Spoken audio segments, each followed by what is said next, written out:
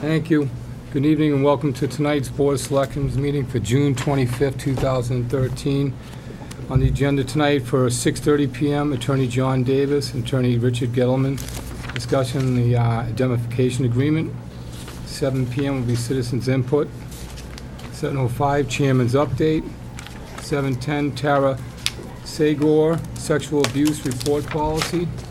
7:40 p.m., there'll be a public hearing for restraint of or disposal of a Springer Spaniel from the town of Foxborough, owner Peter and Marianne Prinos of 10 Elger Road. 8:05, public hearing, Police Chief O'Leary, Board of Selectmen proposed revisions to commercial parking regulations. 8:20, Mildred Green, Elizabeth Travers, request to be on the Council of Aging Board.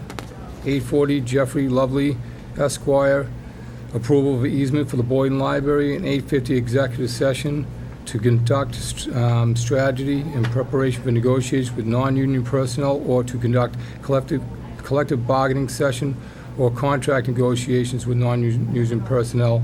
Deputy Chief John Chandler, Town Manager Kevin Pecos, and collective bargaining for public employees for the PEC.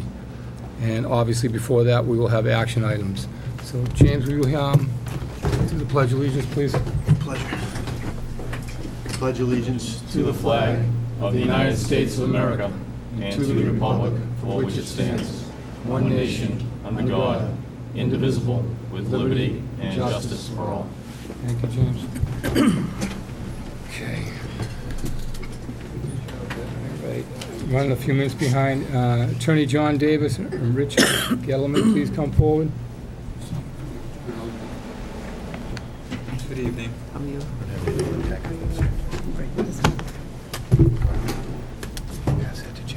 the one about the insurance. Thank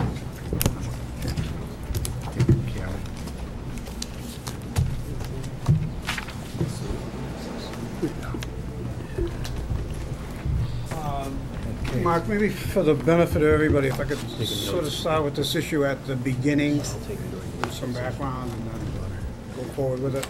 Great. Okay. So, as of July 1st this year, the town's insurance coverage with Maya expires. Kevin has negotiated a renewal of the Maya policy. And the issue that we're here tonight about is the law enforcement part of that policy. For all years up until the present, the town has provided insurance for events at the stadium by having the craft organization provide a general liability policy on which the town is a named insured, and that general liability policy protects the town for damages or harm caused by acts of the stadium. It does not cover the town for damages caused by the town's own personnel, including our police force. That liability exposure is covered by the Maya policy.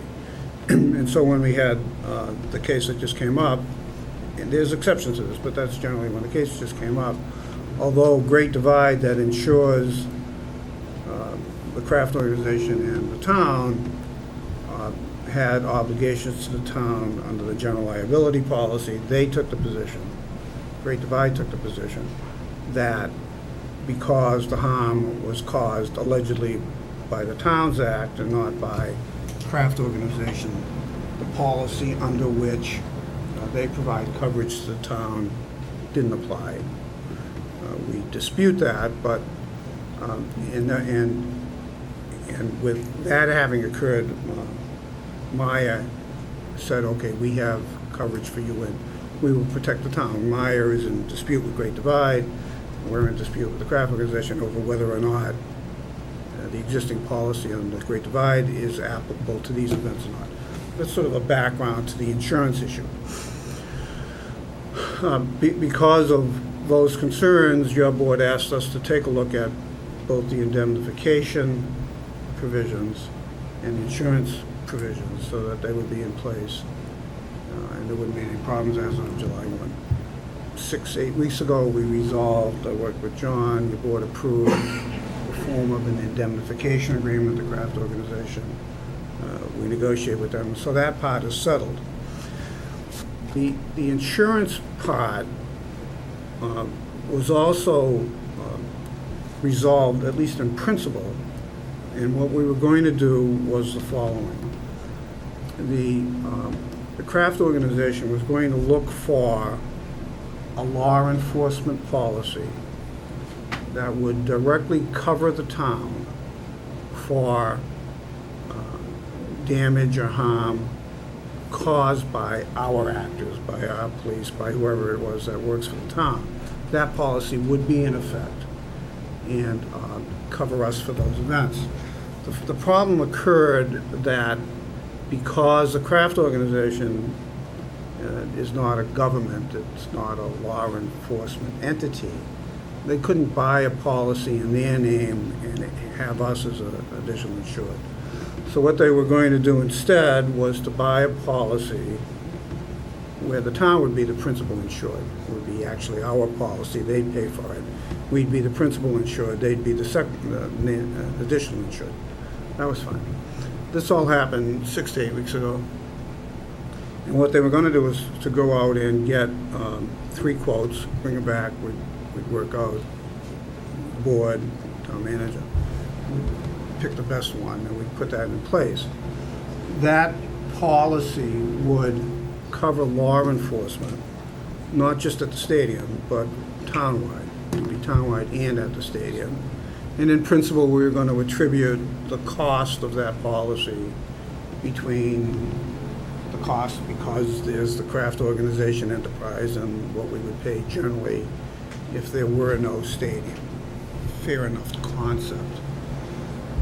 We ran into time difficulties because in order for the craft organization to seek to purchase the policy like that, they needed what's called a broker of record authorization from Foxborough. The initial broker of record letter, Kevin told us, was of concern because it would have appeared as though we were leaving Maya and going with a new entity, a new insurance company. And didn't want to do that.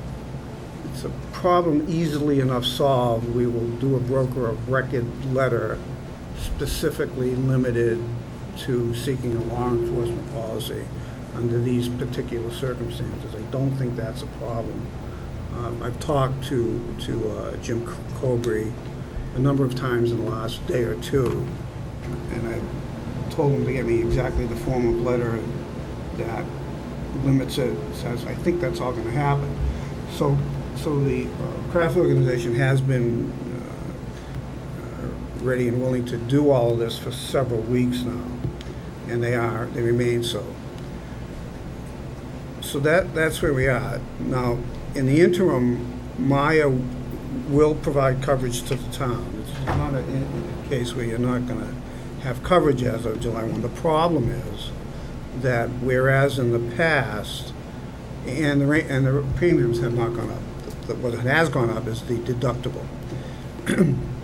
In the past, the town has been exposed to a deductible of $7,500 per plaintiff. There's a dispute that we don't have to solve now as to whether a class action is 1,000 plaintiffs or one plaintiff. We don't think so, they do think so, but we don't have to solve that because it hasn't been alleged yet. The problem is that the deductible now is $50,000, and that by itself is a lot of money. That's where we are today. We can go forward July 1, accept the $50,000 deductible, and get this thing resolved. But what I've done, and it's been admittedly difficult to act because of Kevin's illness now and because of the transition that's happening, but I have set up a conference call tomorrow at noon, on the assumption that Bob is going to be acting town manager. That assumption, I can work with anybody, but I'm assuming it's going to be Bob. And so I spoke earlier today with Meyer. I spoke to their, not on their executive level, but someone who had sent us the notice to what she needs to put the policy in effect. She needs a copy of the indemnification agreement. I have that. She needs a copy of the Great Divide policy naming us. I've got that.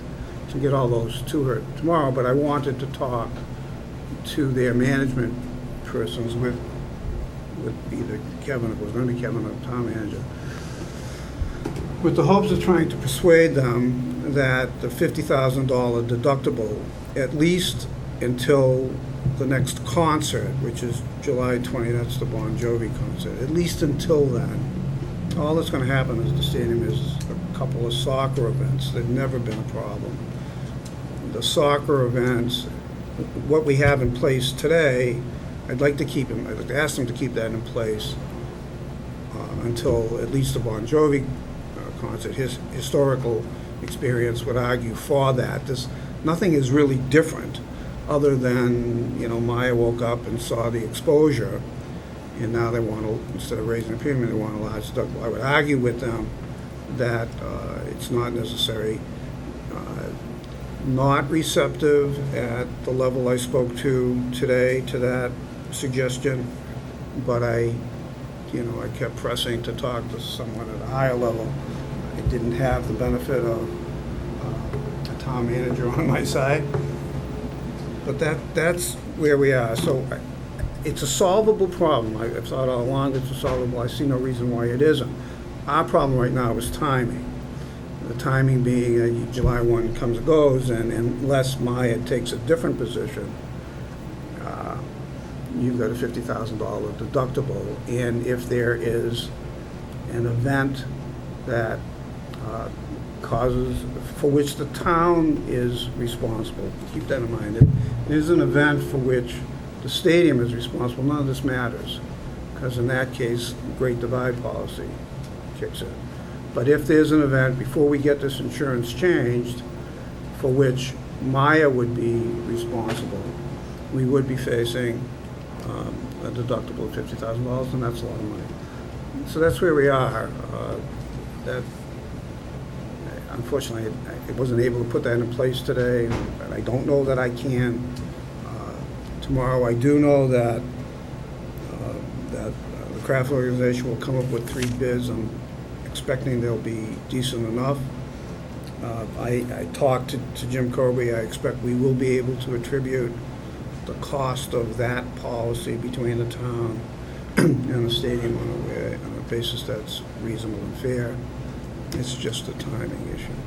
So that will be in addition to the Maya policy, if the craft organization can come up with that insurance. John, I'm sorry. It'll be primary.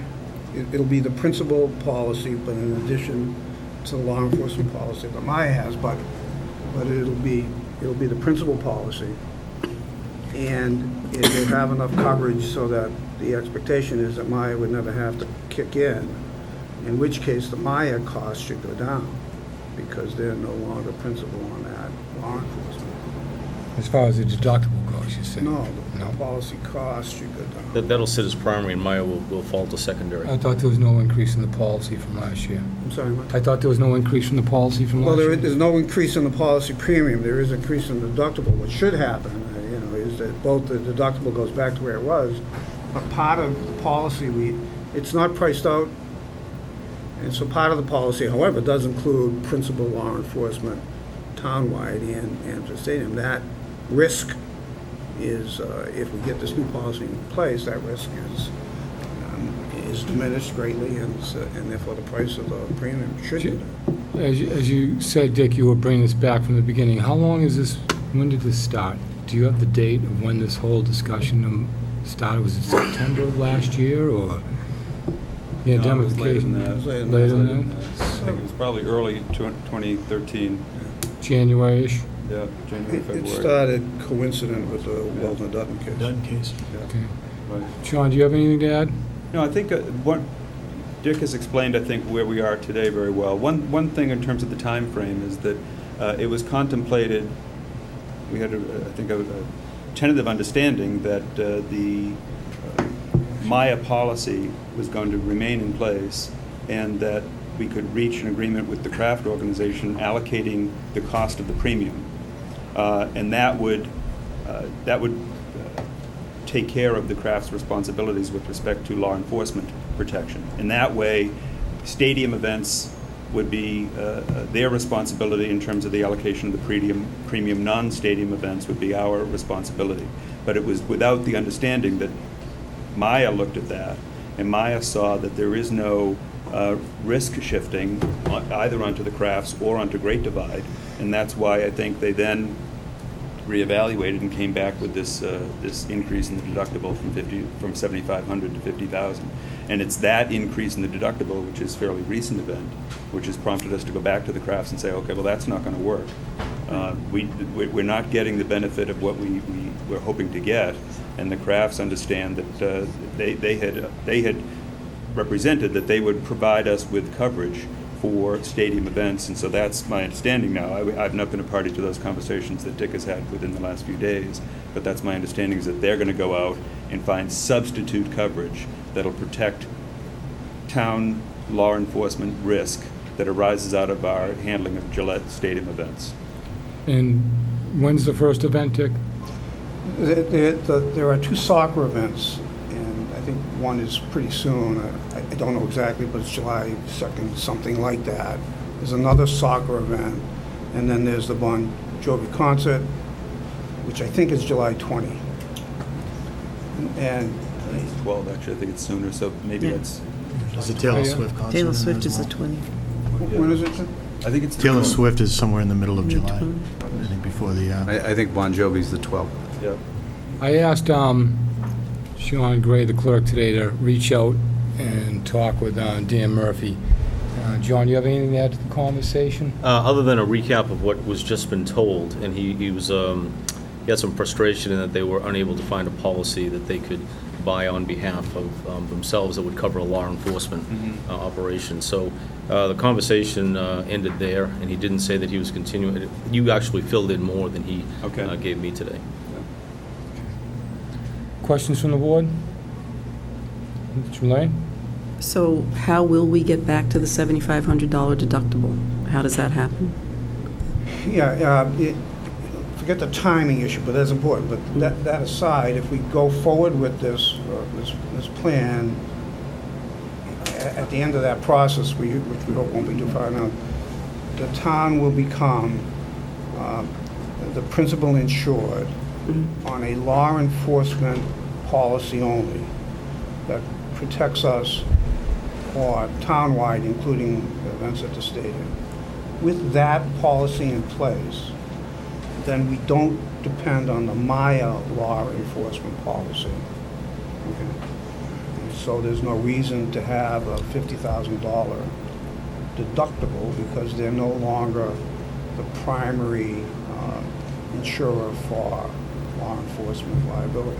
To further respond, my understanding is that the bid as described by Maya, the $50,000 deductible was going to be placed onto the coverage only if we did not get two things: indemnification protection, which they're satisfied that the indemnification language that was negotiated with the craft organization it gives us better protection than the old indemnification language.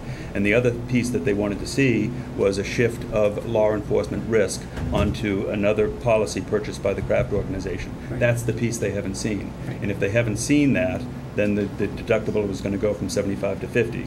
My understanding would be that if that is then demonstrated to them, whether it's effective July 1 or July 12 or July 20, we can then go back to Maya and say, okay, that has been satisfied as well.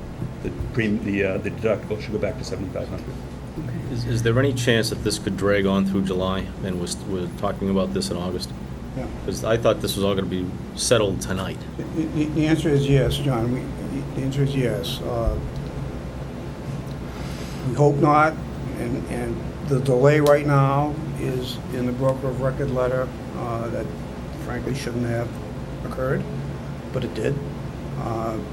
And When I talked to Jim Colby yesterday, he said, once he has the broker of record letter, it could take 3 weeks, 4 weeks to get it done, you know. My approach would be, here's the broker of record letter. You don't have 3 weeks. You've got 2 weeks. You've got to get it done. And I think they appreciate the urgency.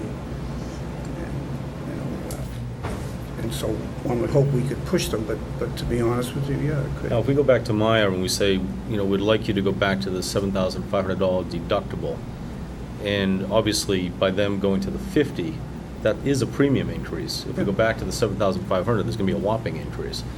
Is that something that they could present to us and say, sure, you could go back to that, but here's your new premium? Yes, there's 2 ways to raise your insurance costs, premiums and deductible. Well, it limits their risk. So, yeah, I mean, I got a no today, and I asked to talk to a higher level. That's where we are right now. Okay. That's what I hope to do tomorrow, but I don't know what they'll say.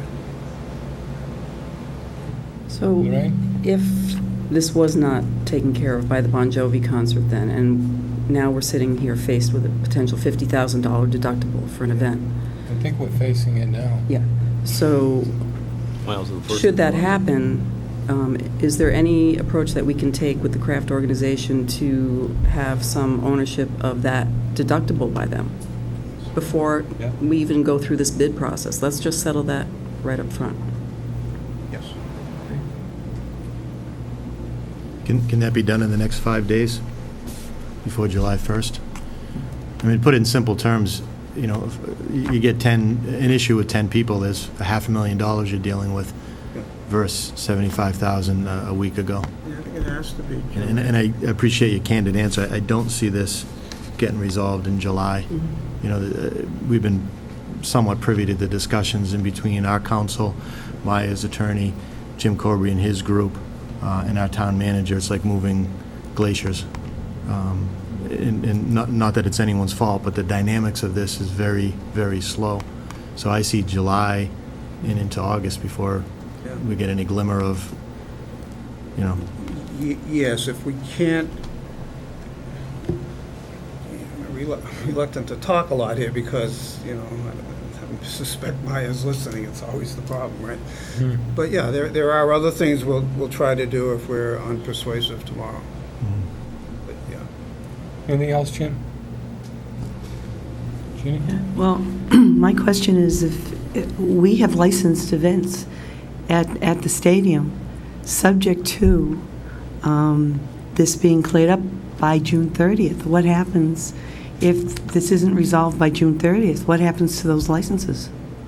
We're holding those licenses right now. I know we are. I can give you what the craft organization would say. This is not their fault. The delay is not their fault, and they ought not to be harmed because of it.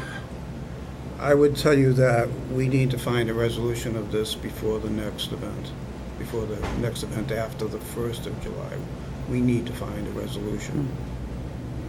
Well, would that be incentive for the craft organization to find the policies that the town is looking for? Yeah, Jenny, but to be fair about it, they have been incentivized for it. They've been delayed because of the absence of the broker of record letter, and it's not their fault. They remain incentivized because we are holding licenses, and whosever fault it was, we have a mutual need to get it resolved. Okay. Anything else, Jeannie? No. Lorraine?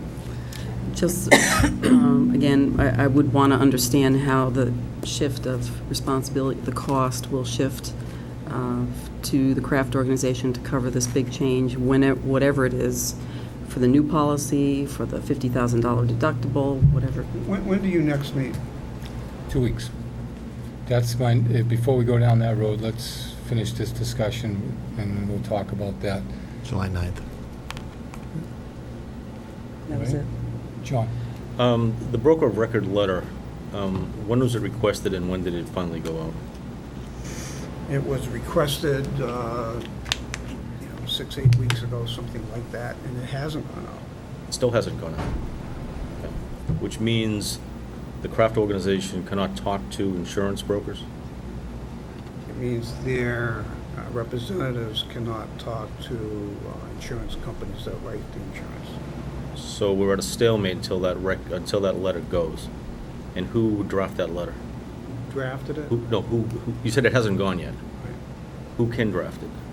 Well, the town manager can draft it. Okay. That's where it comes from. I mean, could you guys, just to smooth No, I things can get it, along. look, I can get it. If you can draft it, drafted, give I it to can Bob, the get it language- moving. Yes, I can do that tomorrow morning. All right. Otherwise, we're just gonna wait until that thing somehow materializes and leaves the building. That has to happen right away. The correspondence with the craft group today, they asked if we could have a special meeting in a couple of days. I said, I don't know how we can get together with the upcoming holiday before the 30th.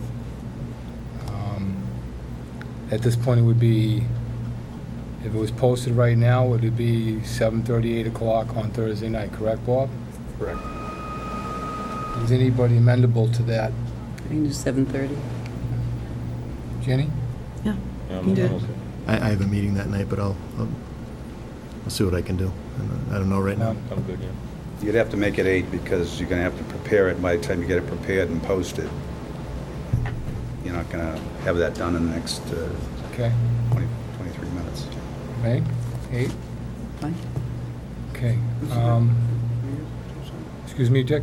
What's it, so you're talking about this Thursday, June 27th? Correspondence with Mr. Murphy today. He expressed a great deal of concern. Jim Cover's out of town, could not be here tonight. Earlier in the day, he said he would be here, but it would be 7:45. I notified you of that. Yeah. And then he would be here, and then that broke down. And John, did they add anything to you? They both said that they could not be here tonight. I didn't talk to them about another meeting, though. Right. Makes sense, because they are very concerned that somehow these licenses won't get issued, and it puts the town and them in a pickle. So basically, if I hear this board correctly, we're asking them to cover any deductibles from our insurance company. The into first this- thing, I'm going to try to do is to convince Maya to keep the deductible where it was, at least until the first concert. It's the first effort. Okay, the second is, and also to get that broker a record letter out in the morning, and to convince the craft organization, they're motivated to get going right away, to get the 3 policies that they sent back to us, so you could pick one and choose and get it done. All right. If Meyer is intractable, if they're intractable, we need to discuss with the craft organization a fair apportionment of the $50,000 deductible, at least until we have this new policy in place. Now, the $50,000 is a deductible only if between now and when we have the policy in place, we do something bad. The town does something that creates a lawsuit for which we're... Which is subject, just like any other lawsuit, to opinion in a court making final decision on it. I mean, whether whose fault or not, it's still, if there's a lawsuit and they name them and us, it's going to go on for a while. So that's something that really doesn't matter to me, in all due respect. What really matters to me is that the $50,000 deductible is covered by the town. It's a great significance to the town for the money revenue stream that is created by the stadium that the town receives. To take that kind of risk is not happening right now. I mean, it's unthinkable for the town to take that kind of risk, Dick. So I'm saying, and I don't know if I'm speaking to the board, I'm speaking for myself here, you guys can weigh in. If the $50,000 deductible until this new insurance is not taken care of, or covered by them, and it has to be legally informed when it comes to the meeting Thursday night, because you're gonna get an hour Thursday, Dick. There's a lot of things going on with families just getting out of school. It's a great disservice to ask this board to come in on Thursday to do this. But we're gonna do it, because that's what this board does. It works together with all the community and all the businesses in town to make sure that it's amendable.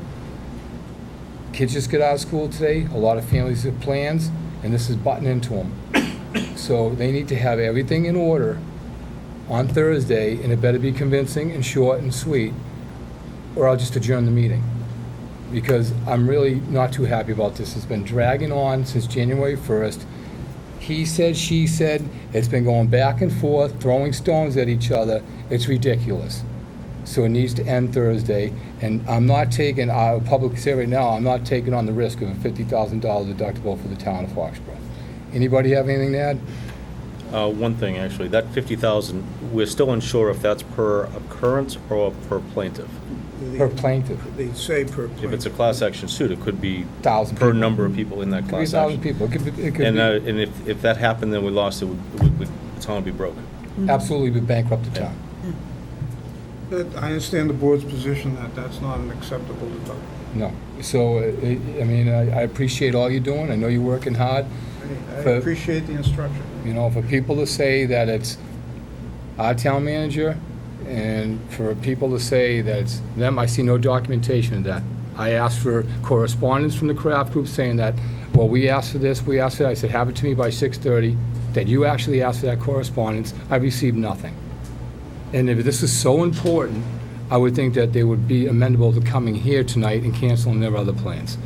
And I'm really just going to leave it at that. Anybody have anything else to add? Just the broker of record letter, you know, if there were concerns raised by Kevin, you know, what were those concerns? The concerns were that the And- standard broker of record letter, as I understand it, Lorraine, I wasn't directly involved in that. Had that been signed, it would have placed in jeopardy the coverage we had with Maya. That's the way it was explained. At that time. John, how do you feel about that? Because if this board is going to ask me to sign that, I want to make sure that it does not jeopardize anything we have with Maya. Yeah, I can confirm that with Maya, but my understanding was the way that the letter was crafted was to make the broker of record, as identified in that letter, the exclusive bargaining agent for the town with respect to purchasing law enforcement liability insurance. And it, in effect, would sever the relationship with Maya, and that's why Kevin didn't want to sign it. All right. And I don't blame Kevin for not wanting But to it sign could it. be, It was could at be a- written in at a another point- way that wouldn't. Yes, I think it can. I think, and then I'll be happy to talk to Dick about, phrasing it in a way that You we segregate the insurance policies. we can accomplish what needs to be accomplished tomorrow. Thank you. And if we can get confirmation from Maya that the language is acceptable to them and it's not going to put the town's policy at risk. Right. And that was one of the first items that came up back in January. It was proprietary information about the town's loss numbers that is going to go out public. And Kevin was adamant that that cannot be shared. He softened over time from the meetings back and forth, but it's been somewhat of a stalemate of late. So that's a good point, just to say we're going to vote to send off a letter, and it may harm the town by doing that, is something that you got to consider. Okay, so John, you'll concur with Bob on that? Yes. Tomorrow? I will. Excuse me, I forgot to ask if you were both available on Thursday. I asked the I can board. be available. I have I a hearing down on the apologize. Cape, but I can get back in time for 8 o'clock. So, anything else? Do we have to take a vote to authorize the letter? I think we have to vote about something else a little later that will take care of that authorization. I just need a town manager. Right, well, I just want to make sure there's no technicalities that We would have the negate the authority. letter. I wouldn't think so. Yeah, okay, I think it's fine, as long as we have a town manager acting. okay. Okay, 8 o'clock on Thursday. Thank you, gentlemen. Thank you. Cindy, nice to see you. Thanks, everybody. Love you. Randy, before I disperse everybody, do you have anything to add, being the chief financial officer on this? Make any If you notes, could John. come up, please. Make any note, John. Yeah. Thanks, John. I appreciate it. So I completely concur with the direction of the board. I think $50,000 per claimant is too high a risk for the town to be taking. I'm concerned about a day, let alone 3 weeks. So I agree, you're taking the right course, and I appreciate that. And just as a note, this room and the McGinty are both booked at 7 o'clock next Thursday, so we have to find another So spot. now we got another issue. Days from now? Yeah. Now we got another issue. I forgot about that issue, Bob, earlier. Sandra informed me of that. We'll figure out a spot. Yeah, but we got to post it. We got to post now. We got to post it, so, It's 48 hours. Who's here at 7:30 on Thursday? You have planning here, and then you have ZBA over at McGinty. Can we go to the senior center? It's not televised. This is something that needs to be televised without mobilizing, High school. media room at the high school, possibly. And I know Bob has got to go back to the poll. Excuse me, Frank? At Foxborough Cable Access itself? Yeah, but we don't know what the occupation level of that room, and What about the school committee room? that's what we're just talking about, the media room in the Okay. school. Well, if we can't post a meeting, we got issues. We just need to find a place. Yeah, well, Bob needs to go. He has to go back to the polls, Mr. Cutler, so, When I reach out to Mr. Yukna and see if they can't confirm for us whether or not, Could you do that, Randy, and then we'll have Chris prepare a posting? if she to could be before prepare the 8. posting, and then we'll just add where and at the last minute. I really appreciate it, gentlemen. Thank you. I'll have her start working on that. So it's Great. going to be Thursday, 8 o'clock. Thank you. Thanks, Andy. We'll start with the Foxborough Media Center? Correct. Okay. Thank you. I'll check back with you in a minute. Okay, we're almost back. Citizens input, it's a little late. Anybody have something to say at citizens input tonight? Michael? Good evening. Here, wearing a few hats this evening. One is, I just want to read into the record the correspondence that the Water and Sewer Board voted on with regard to the Foxborough Realty Associates application for request for variance for a digital billboard. So I want to read this into the record, and then I've got a few editorial comments here. So it's dated June 17th. It's to the Board of Appeals. It's regarding the Foxborough Realty Associates application for request of variance digital billboard. Dear board members, please be advised that the Board of Water and Sewer Commission is opposed to any variance or special use permit associated with the above referenced application. The town of Foxborough, through the Board of Water and Sewer Commissioners, owns 2 freestanding billboards which are incidentally managed by MPP Development LLC, a related company of the applicant. The Board of Water and Sewer Commission, as well as Route 1 business community, has waited patiently for the digital billboard bylaws to be promulgated and approved by a town meeting. A reasonable, orderly, and fair process that maximizes the opportunity for all concerned will better serve the interests of Foxborough. Digital billboards are coming and should be licensed through prudent land use policy. It's sincerely, I signed it as chairman, and we've carbon copied the Board of Selectmen and the Planning Board. So I wanted just to get that into the record. Just so you know, Mike, the clerk is going to make sure that gets into the record, because we don't have, You want my copy? I have a copy right here. Okay, we don't great. have that here tonight, and we're relying on the minutes through the, That's, Okay. that's fine. I want to talk about a matter of grave concern, certainly to me, and I'm now speaking as a citizen, businessman, former selectman, and a water sewer commissioner. And that is, it's just come to my attention that I think we had all agreed years and years ago to have a point-to-point communications on what was the reuse water tank, billboards, and all this stuff. And I'm concerned about a pattern of conduct. It would appear that we've had some communications with this particular applicant. The who, what, when, where, and why, I think we can get into a little later. But we're going to have this conversation, because, we're sitting up there with an empty billboard that's been empty for a year. This applicant is proposing something else, and, I know, Kevin has explained this to me. We've had some conversation with these guys, and there was a discussion about revenue sharing. And this is wholly acceptable. So I would say, really, on a lot of levels, this is troubling, and we don't have a town manager anymore. And Jim, I'm going to say this to you as a former selectman who's walked in your shoes. As far as I'm concerned, you do have a conflict.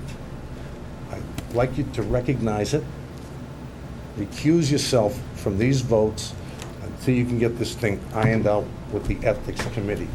The last thing any of us need right now is you having fighting a ethics issue. I'm tired of answering the questions. My Mike, I'm going to stop you right there. My Listen, constituents this is under telling me- citizens input. No, citizens Excuse input. me, if he's going to say I've got an ethics question. No, I'm saying that being there, I believe you do. I'd like to see you get it in writing, straightened out with the Ethics Committee before someone sends a letter to them, and we've got another distraction here, talking about, you having to defend something that should have been handled differently. First So of all, that's- Mike, I'm not sure what you're talking about. In the Well- general public, you're saying I've got ethic issues without stating what they are. Well, So this thank is, you. first of all, as a former selectman, you should understand this is citizens' input, so I don't have the ability to speak back to you and have a dialogue. This issue is specifically on the agenda later under action items. I'd be happy to talk to you about it. It's a sobering issue right now that you're coming up and making accusations and then walking away from the table. So, happy to- no, so you if you can, want to stick around sure. under What action time? items when this talk, Where's this? It'd probably read the about- agenda, Mike, it would be on there. It'd probably be around 8:30. No. What was it under? It's under action on the, Item 2 on the action items, billboard application for So at fund. that time, Mike, I'd be more than happy to talk to you if you have the time tonight Yeah, to stick just- around. No, Jim, really. okay, let's move on. Mike, you All right, started let's something move and then on. you're going to walk Let's away. move If on. you could stay to the end of the meeting, Good, I will, when this Jim. is up, and we'll talk about it. You know it. Thank Thank you. you. Okay, The media center's okay.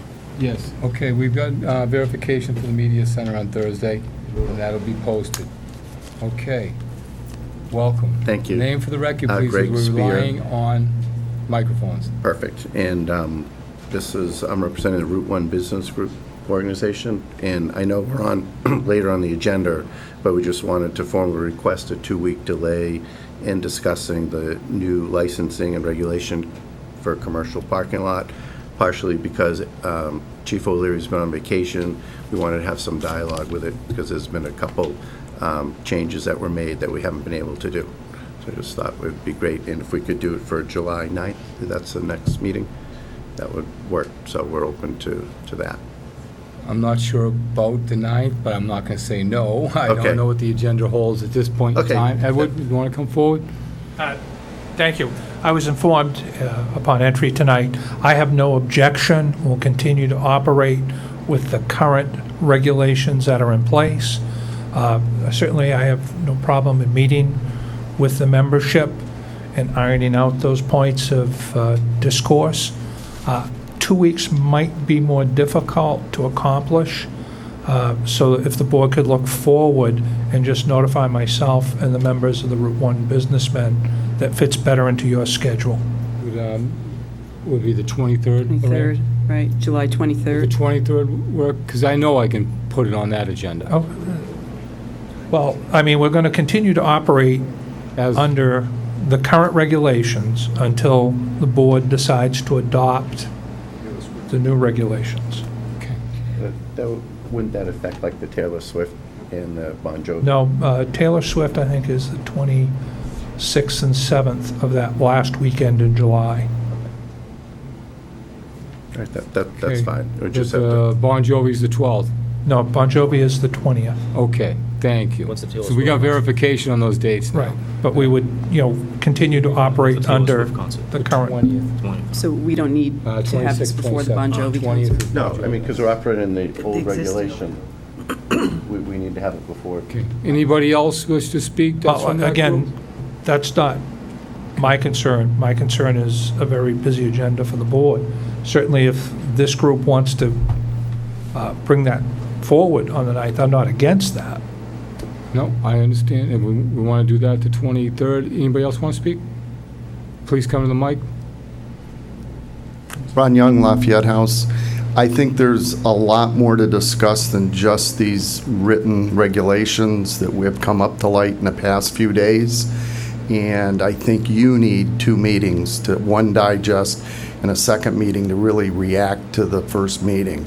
And I think if we run into the 20th, you saw what you had happen with the insurance, this is going to be the exact same scenario. And I would like to get it on the next agenda at any hour of the night. Well, it's on the agenda tonight, just so you hear me out. So I can move this up to right now, so we can have a discussion about this. I can jump the agenda. Well, So I'm just saying, so it's public, so we can respond to you as a board. It's on the agenda, so we can speak about this there's a now. lot more to those regulations than are written in front of you that we really need to talk about. Oh, I understand, Ron. But what I'm saying is, does anybody object to having a quick conversation about this, what date and when to do it now? Being it's on the agenda tonight, so we can respond. It's on at 8:05, and it says proposed revisions to commercial parking regulations. Right. Unless I'm missing something, I think that's the topic. Right. So why push it off if we can at least start it now, figure out what's more to it, and then continue it? But that action item is for information coming our way. Well, it's got to start somewhere. Right. You know? That's okay with me. Lorraine? I'm fine. The problem is you're only gonna get a few of. Excuse me, Mike, you gotta use the mic, or I'm gonna get chastised by the whole general public tomorrow in the paper, right, Frank? We don't want that to happen. Mike Saig, 8 Kendall Drive. There's several issues here, and I think that we wanted time to spend with the chief and some of our other members before we came back to you. It will save a lot of time if we have time to work on it than getting into a couple of issues tonight and then just having more. So if we can have some prelim feedback on the 9th and then meet Right. extensively at the 20th. Correct. Well, I asked Ginny to spearhead this subject early in the week. She's done a great job with it. I think she's reached out to all of you. She's very dedicated. Ginny, do you have anything to add? Because this is your ball game here. Well, I know, looking at the regulations, I myself had some questions on why things were being omitted and why things were being added. And what I wanted to do was to have a meeting with Chief O'Leary and the people who are affected to find out why, why these things were being changed and maybe offer more input. Because this isn't the final, it's my understanding this is like the first draft of the revision, so it's not the final. So I would like to have some time to meet with Chief O'Leary and the. And we agree. other- We agree with that. We agree. We Right. kind of tentatively scheduled for something later this week, which we just talked about today because we had a meeting. So Right. that would be great, rather than wasting the board's time to at least work out a few things. And then on the 9th, even if you give us 5 minutes, we should be able Well, to. there's only one issue at hand now, and Jimmy, I can see, wants to speak on that, and he has every right to. That's why I think we need to keep, oh, that's action, I'm sorry. That's on action later. With How about the, with Yeah, the, that's a different, That's, that's a different topic. two different two different comments, but, all right, so you don't, seeing that Ginny's throwing a little more light on this, do you have an issue with putting this off to the 9th? Oh, no, I just thought I heard from Ron? Ron or another business owner that there's too much to put off and squeeze it later, so I figured why not start now? I don't have a preference either way. To be honest with you, I don't know what is going on in the background that's not in the regulation, so It would be good to have a meeting where we can work it out and then. So, come in. Ron, you're not objecting to the 9th and the 23rd? All right, so we're going to give you 15 minutes on the 9th, Perfect. and then we'll give you 20 minutes on the 23rd? Done. Okay, That'd be thank you. Okay, and can you, Chief O'Leary, can we coordinate a meeting? Certainly, I'll take care of that. So Jenny will reach out to Chief O'Leary, Okay. and you guys will get together. And that and okay? if you guys have a meeting of your own going on with any other entity, could you notify Jenny so she can be there, so Yes. she can keep the board informed? Absolutely. Yes. Appreciate that. Thank you. Okay, John, Thank you. good? I'm good, I'm just writing this down. Thank you. Thank you. Did you want me Somebody to? got it. I wrote something handwritten. I don't know if you need. Is that crayon? That's crayon. Thank you. Okay. All right, moving on. Is Tara here? Okay, could you have her come in, please? Okay, the board has asked many times, I should say many times, but I'll hand this over to Jimmy DeBellis, because he was the chairman when this came over, about sexual abuse policy coming from the Sheehan matter. Jimmy, if you want to just update the public on what this is all about? Sure. I mean, I can certainly speak on it, but I don't think I'm any different than any of the other board members, because we've all kind of walked the same steps over the last couple months. This initiated from the Sheehan sexual abuse allegations from the 70s and 80s that's went on for 20 or 30 years. And when we looked into it, there's, starting at that level, was anything reported? How was it reported? What records were kept in kind of a chain of command of an event? And we found out the town of Foxborough does not have, and no different than many other towns, a policy on sexual abuse reporting. So if something happens, can somebody go, if I'm an employee of the town and I see something happening, can I tell my boss without fear of getting fired? Do I tell my boss, or do I go to the police? Or do I tell my coworkers? And what's the chain of command after that, and where are the action items? So Kevin Pecos and a group of people from town, and I think they grabbed different departments, put together a policy a couple months ago. It wasn't quite, I think, what the board collectively wanted, so they said they'd take a second shot. We received last week a policy called the Town of Foxborough's Child Sex Abuse Reporting Policy, and I think it's a group effort to, with some outside help, to put down the thoughts of the town. And I'll just read the purpose at the beginning, and I'll leave it at that. Youth-serving organizations strive to create a safe environment for youth, employees, and volunteers so that youth can grow, learn, and have fun. Part of creating a safe environment is making sure that youth are not harmed in any way while participating in organization-sponsored activities. One risk in any organization working directly with youth is child sexual abuse, and it goes on, and this is in draft. So it's on the agenda tonight for some of the authors of this to present it back to the board and probably answer questions and then see where we go from there. Thank you, Julie. Tara, I imagine you're Tara? I am. Tara, could you sit down, please? Sure. Is there anybody that came with you, or just I was working with Cindy. Cindy? I don't know where she is at this moment in time. Randy, could you find Cindy, please? Yep. I think she's in Kevin's office or Bob's. And Sarah, is it Sager? Sager. Sager. Yes. Okay. Yep. Thank you. Welcome. Thank you. Glad I could be here. Great. We'll just wait for Cindy, and then we'll... Yeah, and then we're just setting up a little bit of a PowerPoint. You'll be able Great. to hear me okay.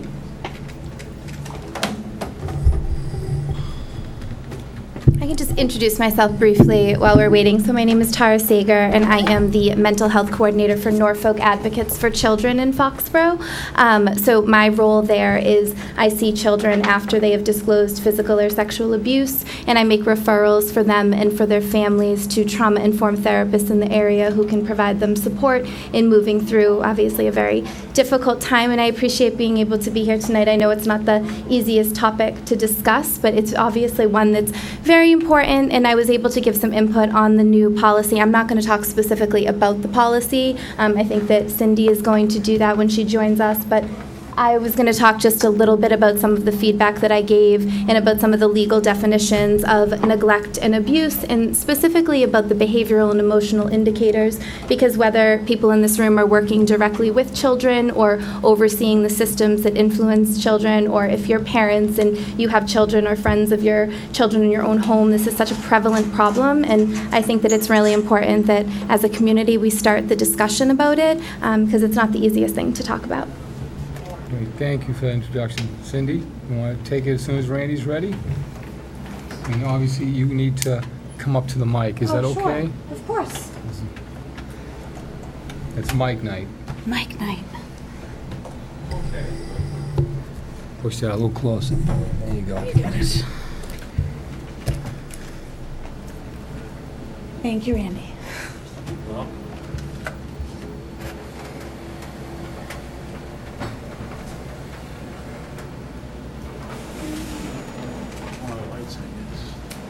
Got one of the lights? You know how. It's a secret code. Great. Did you want to say anything, or am I good to go? Yeah. Thank that one good, Randy. Thank you. Okay, Cindy. Actually, Tara's going to do the presentation, and then I can speak on some of her recommendations for the policy. Okay, great.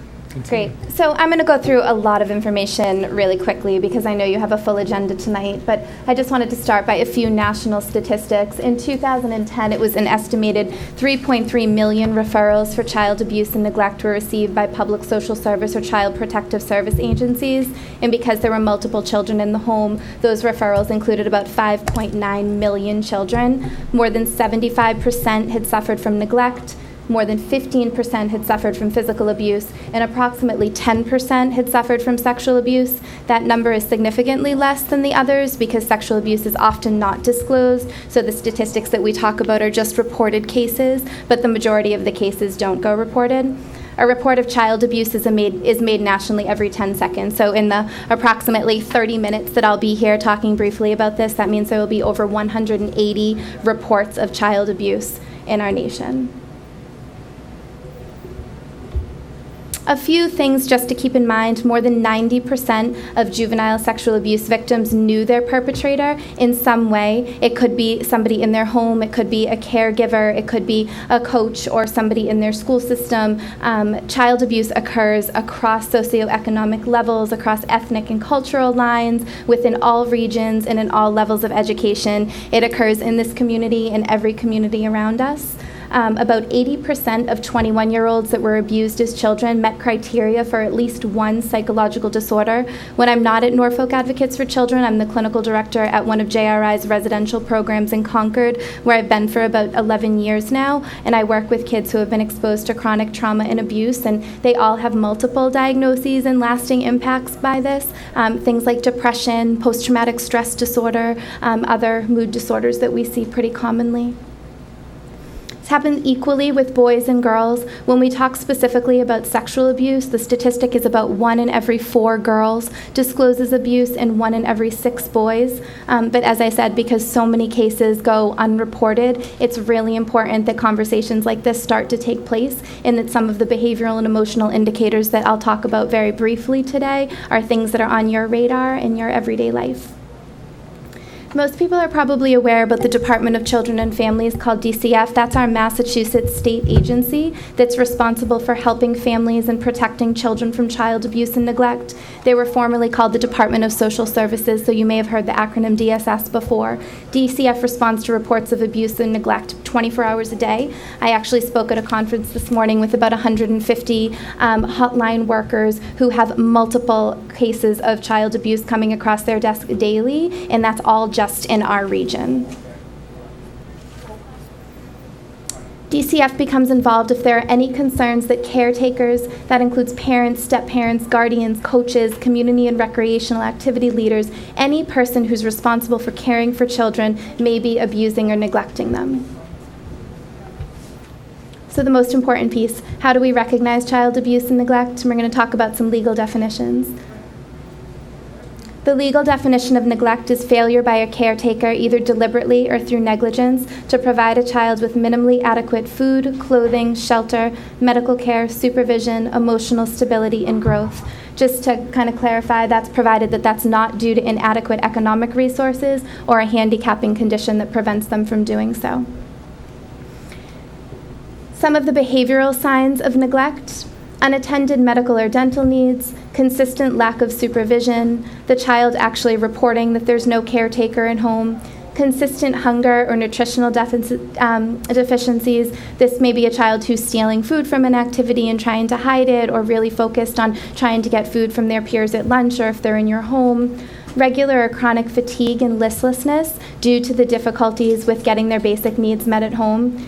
They could be inappropriately dressed for weather, poor hygiene. You may see developmental delays with this group, and irregular or non-attendance at school or in childcare. The emotional signs of neglect are depression, poor impulse control, constantly looking for attention from people in their lives and affection, a lack of parental participation in activities, people who aren't showing up at sporting events continuously. I should say, just to specify all of this, any one of these indicators alone does not indicate abuse. It's looking at it in the context of a larger picture. Lack of trust in others, feeling like the world is unpredictable, or taking over that adult caring role. One thing that I wanted to just include in this piece is child abuse and domestic violence often occur in the same family, and a child who is witness to domestic violence in their home is experiencing neglect because the caregiver is not providing adequate supervision and is not keeping them in a safe environment. We're going to talk very briefly at the end about mandated reporting policies, and then I'm happy to talk more about that in the future if it's something that people are interested in. But if you are a mandated reporter or you're a citizen who just wants to make a report, if you are aware that a child has witnessed domestic violence in the home, even if nothing directly has physically happened to them, you do have a right to file and get DCF involved. And if you're a mandated reporter, you have a responsibility to do so. Signs of physical abuse can be a little bit more clear than sexual abuse, which we'll talk about in a minute. This is injury. You may see injuries that are not consistent with the explanation offered, the presence of several different injuries that are in various stages of healing, injuries that may form the shape of a pattern of an object that may have been used, facial injuries in infants and preschool children, thinking mostly about whether or not injuries are consistent with the child's age and development. I have a 2-year-old at home, and she has bumps and bruises all over her because she's a little daredevil, but you have to think about if you have an infant who has bruises on their body and they don't have the ability to actually move around yet, that's probably a sign that there could be something going on that needs to be investigated. Sadly, bald patches on a child's head where their hair may have been pulled, repeated poisonings or accidents. Behavioral indicators. The child may have difficulty recalling how the injuries occurred or offered an inconsistent explanation. Usually adults in that situation would tell somebody, if somebody asks you about this, this is what you should say. When that gets mixed up with what actually happened, you may see some inconsistencies. Yes. If I may interrupt you for 1 minute. Sure. I just have to open up a public hearing, and then we'll put it on hold for 1 second, so don't I go. don't know It's what that only means, take but us sure. 30 seconds. Because by law, we have to do it. Which one is this? It's the William Broadway.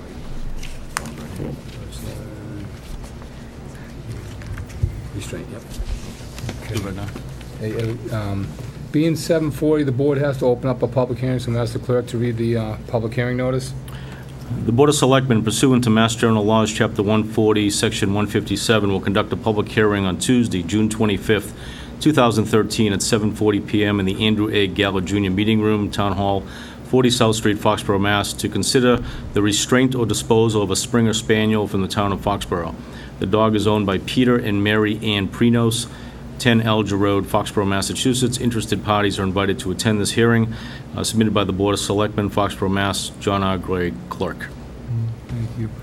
Are all parties present? Okay. Sue, you're here? Yes. Do you mind if we finish this and then go on to your public hearing? Or do you want us to stop and start this public hearing now? This is going to take another 20 minutes. It's, This should be quick, I think. Want me to move to the side? okay. Whatever you want to do. How would the board feel? Want to take this? Break this in the middle, though. Whatever Yeah, I don't know if we want to break this in the middle. Yeah, I don't think it's a good idea. I'd appreciate it, so we'll continue the public hearing until 8 o'clock. Okay. We need to vote on that? I don't think so. Okay. No? So moved, whatever. All right, I get a second. Move it to 8 o'clock. All those in favor? Aye, thank you. That's everybody, 5-0. Okay, thank you, Sarah. Okay, thanks.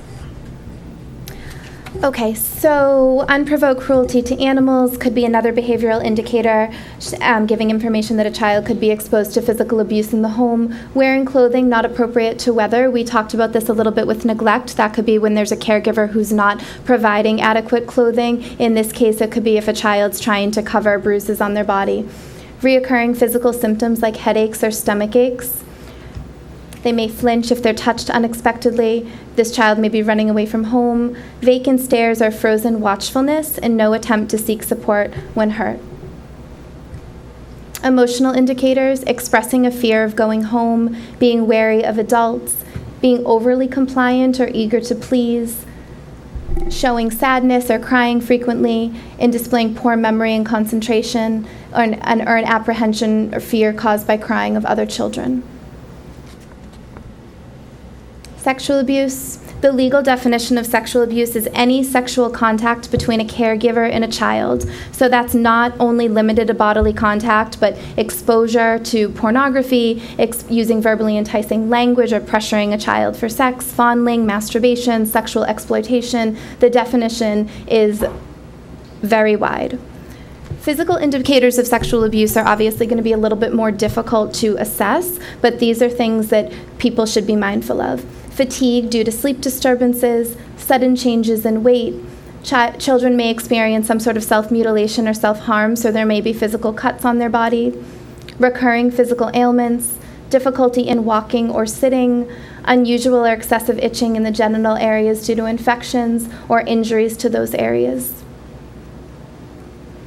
I'm going to talk just very briefly before we wrap up about some of the behavioral indicators in younger children versus older children. And again, I know that some of these aren't easy to read or to talk about, but I think that because this is such an underreported but prevalent issue in our community, it's really important that we're able to start the conversation about it. So children who have experienced sexual abuse may show sadness, they may cry often, they may be very anxious, display a short attention span, change or loss of appetite, sleep disturbances and nightmares. They may present as excessively dependent on other people. They may express a fear of being home or a specific location. It could be excessive fear of men or women, a lack of trust in others.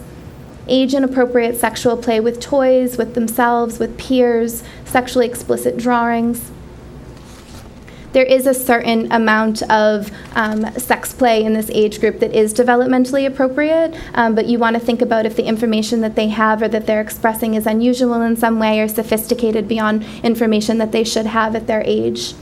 You may say reverting to bedwetting or accidents. This is a very common thing across the board, seeing some sort of regression, specifically in younger children, a developmental task that was already mastered at one point, so sleeping alone in their bed or toilet training, there's a regression in this area when they've been exposed to abuse. Poor peer relationships or self-image, dramatic behavioral changes or sudden non-participation in activities, overall just verbalizing poor self-care or poor self-esteem, and feeling threatened by physical contact or closeness with others. Moving into older children and some of the behavioral indicators that you may see with them, there may be a sudden lack of interest in friends or in activities, a fearful or startled response to touching, overwhelming interest in sexual activities, hostility toward authority figures, need for constant companionship, regression in communication patterns, academic difficulties, truancy and/or running away from home, recurrent physical complaints that are without physiological basis, lack of ability to trust others, unable to have fun with others. You may see suicide attempts, drug and alcohol misuse, poor personal hygiene, and promiscuity. One of the strongest indicators of sexual abuse is a child's report that they're being sexually abused. When a child says that he or she has been sexually abused, it's really important that you take the statement seriously and resolve doubt in favor of the child and err on the side of protection. And this may sound obvious, but sadly it's not. And I come across many children in my work every single day who have told somebody about abuse in a more indirect way, which I'll talk about in a minute, and nobody did anything because they didn't want to believe that something like that was happening. Some of the indirect ways that a child may disclose is giving a hint, so my babysitter keeps bothering me, something a little bit more vague, a disguised disclosure, what would happen if somebody was being touched in a bad way and she told somebody about it, a disclosure with strings attached to it, I have a problem, but if I tell you about it, you have to promise not to tell. These are three of the most common areas. It's also very common for a child to recant a disclosure once they've made it. That's a very natural part of the disclosure process. Usually there's some sort of statement about what happened, and then you sit back a little bit and wait and see how people are going to react to it. And depending on their reaction, if you're supported by the people in your life, then usually a child will fully disclose. So if you are in a situation where somebody discloses to you or you suspect abuse, what do you do? How to respond to a direct disclosure. Find a place that is private to talk to the child. You want to sit near them, put him or her at ease, never touch the child, remain calm, listen to them, but do not press them for details beyond that which they are able to share at that time, and use the child's language. Reassure them, but do so realistically. Don't ever make a promise that you won't tell anybody. Try to get enough information to determine the child's safety. An immediate action is necessary if you think that the child is in imminent danger. The child must feel supported, and you want to let them know what you'll do now that you know about the abuse or the neglect. Part of what we do at Norfolk Advocates for Children, for people who aren't aware, is we conduct SANE interviews. And what that means is we have a forensic interviewer on the other side of a two-way mirror, and on the other side at a table just like this, we have a representation from the police department, from DCF, myself to provide referrals for mental health treatment, an advocate who can advocate for the legal process, and a district attorney. So the child can go through the actual details of what happened just one time in the safety of a room with one person. Everybody else will have the information that they need then to carry on their investigations. And limiting the time that the child has to tell the story promotes the chance that they'll heal. So if you are a teacher, a coach, a child care provider, anybody who's making a report to the Department of Children and Families, you're absolutely not responsible for proving that abuse or neglect occurred. Having a suspicion based on good faith that a child is in a dangerous situation is all that you need to have enough evidence to make a report. I'm just going to fly through these really quickly as far as the legal requirements to file. I'm not going to read through this list, but many people are considered mandated reporters. The biggest thing to kind of keep in mind is if you're a person who's paid to care for or work with a child, you are a mandated reporter. If that is the case, there's a legal requirement to file. Massachusetts law requires mandated reporters to immediately make an oral report to DCF when in their professional capacity they have reasonable cause to believe that a child under the age of 18 is suffering from abuse or neglect. Mandated reporters may also choose to contact the local police if they suspect abuse or neglect. The actual call, the phone call, has to be made immediately. I will leave, before I leave, some pamphlets on the table in the back that has all the contact information that you would need for mandated reporting. And then a written report also must be submitted if you're a mandated reporter within 48 hours. Everybody else, just a citizen who observes something and has concerns, you would still call the same hotline information that will be on the pamphlet. You can make an anonymous report in that case, and there isn't a written requirement. The number is here. To make a report, you call the DCF area office serving the child's residence, and you ask for the protective screening unit. There's a child at-risk hotline, which, as I said, is available 24 hours a day. You would be asked identifying information that you have about the child or the caretaker, the nature and extent of the suspected abuse, and any information that you have, the circumstances under which you became aware of the child's injuries or abuse, what action, if any, has been taken, and any information that you believe would be important to the investigation and your contact information. If you are a mandated reporter by law and you fail to make either of these reports, it can be punishable by a fine of up to $5,000 or imprisonment of up to 2.5 years, or both in extreme circumstances. But the flip side to this is if you make a report in good faith, you're protected from all liability. Nobody can sue you for harassment or say that you did anything wrong in that case. As long as you did it in good faith based on the information that we talked about today and you had good cause to believe that a child was in danger, you're protected from all legal or criminal action. So this is just an example of the back page of the pamphlet that I will leave in the back. I'll also leave some information about Norfolk Advocates for Children and some resources that you can just take with you. I know Cindy's going to talk a little bit more specifically about the policy, but I'm also available at Norfolk Advocates for Children if anybody wanted to talk through any of this more. My contact information will be on there as well. So I know that everybody has a lot of other things going on. I really appreciate the opportunity to be here and just even briefly start the conversation because this is such an important issue for our community. And if we all have eyes out there to try to protect our children, we can hopefully see those statistics drastically change. So I'll kind of turn it over to you. Thank you very much. Thank you. Cindy, continue. So there's a couple of different items. First, I really appreciate you coming out. I appreciate you looking at various items that we sent. I think it's very true. The more eyes we put on this, the more we protect the children in our communities. So with the more recent policy that was sent out, it is strictly based on sexual abuse and not the other areas that were in the first policy.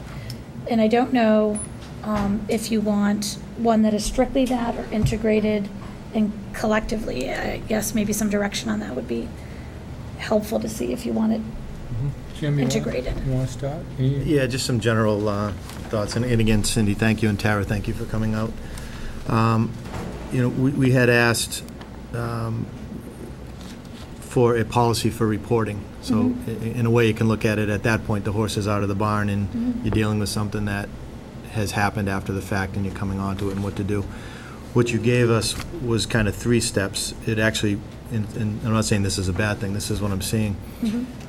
You put this into 3 steps, the initial interview and screening. So if you're trying to employ somebody for the town, whether it's the recreation or the DPW or any of the schools, it's the questions to ask, it's the CORI, the SORI checks, all the steps leading up to the interview process and how to carry that out. And then there's also the middle part where you're talking about monitoring it, and if someone wants to go to the bathroom, there's 2 people versus 1, and the day-to-day activities dealing with this type of, and then the third part is the actual reporting. So I think it's a lot more than what I had asked for. I think that what the board had talked about, you brought it to a kind of a more in-depth level. But overall, it seems like what this document is how to write a policy, right? It's not a policy, it's if you're going to do, it just seems like the steps that you should consider when doing it, but this is not a policy, right? Well, this is a policy taking the various things, so we don't have to include the recruitment part of it, and I didn't know if that's useful.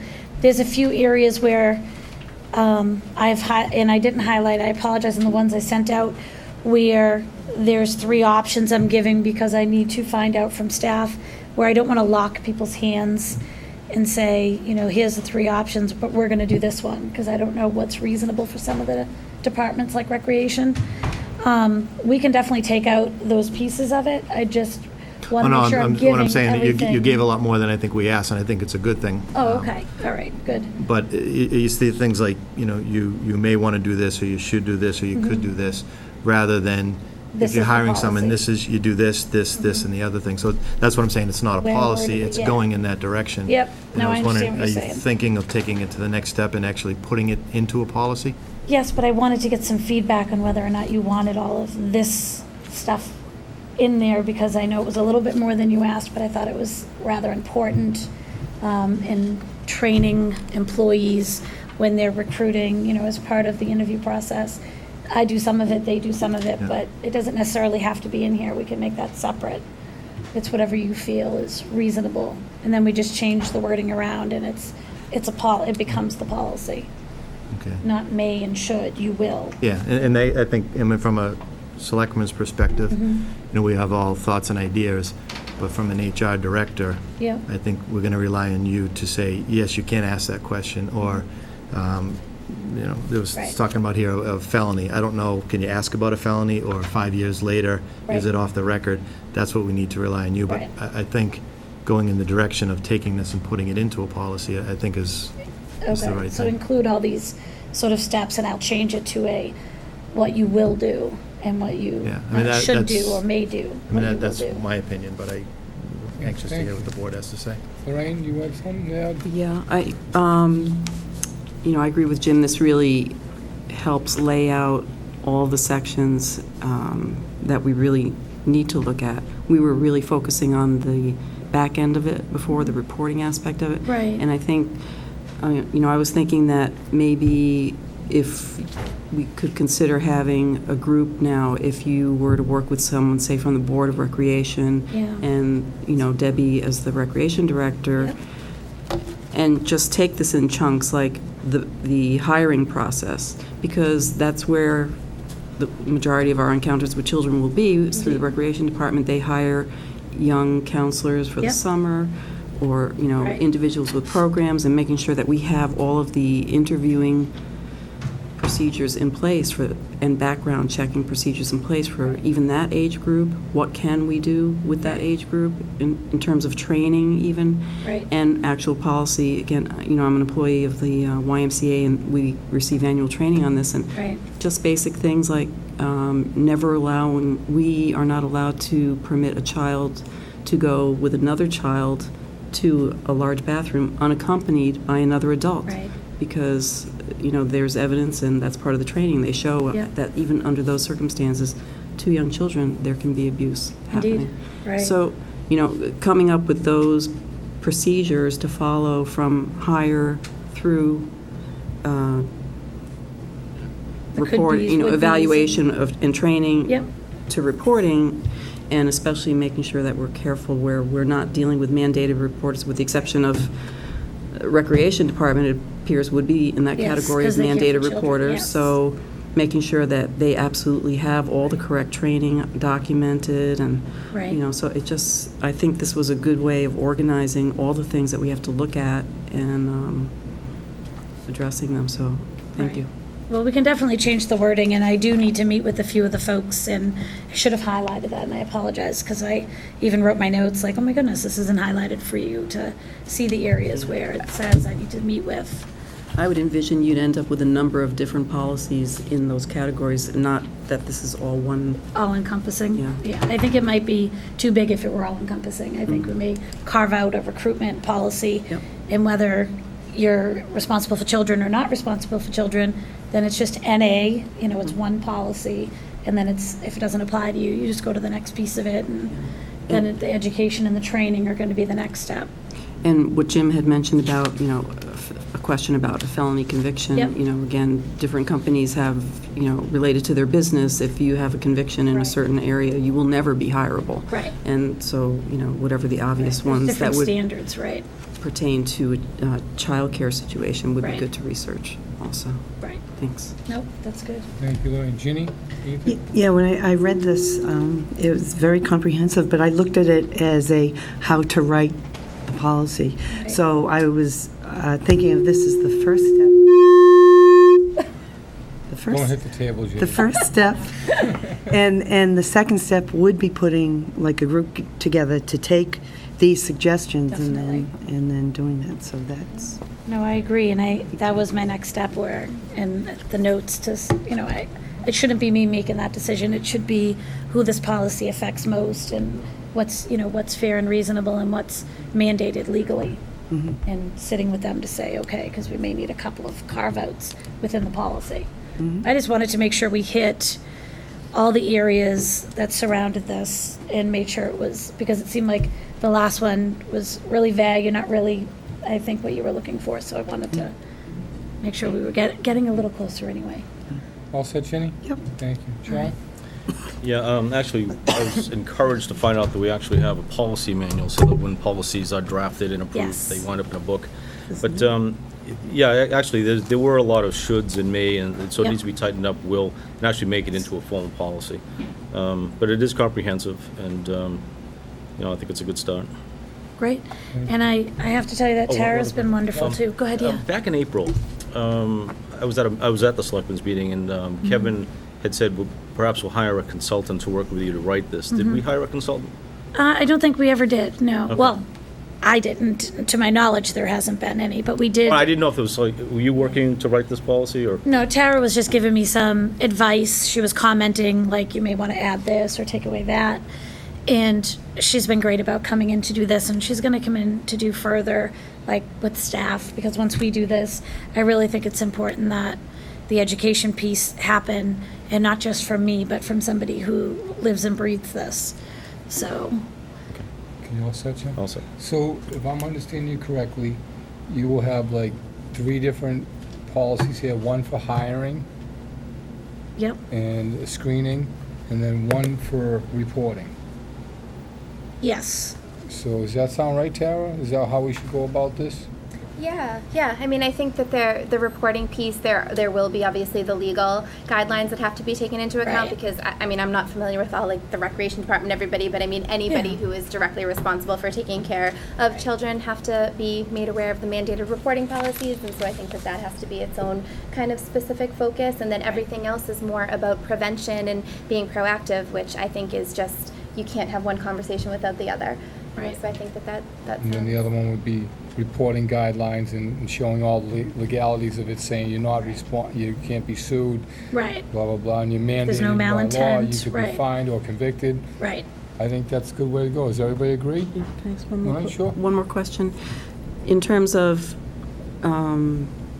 child abuse as the policy versus just focusing on sexual abuse, personally, I thought that we should be looking and training for people to look for all aspects of it, since they seem Yeah. intertwined.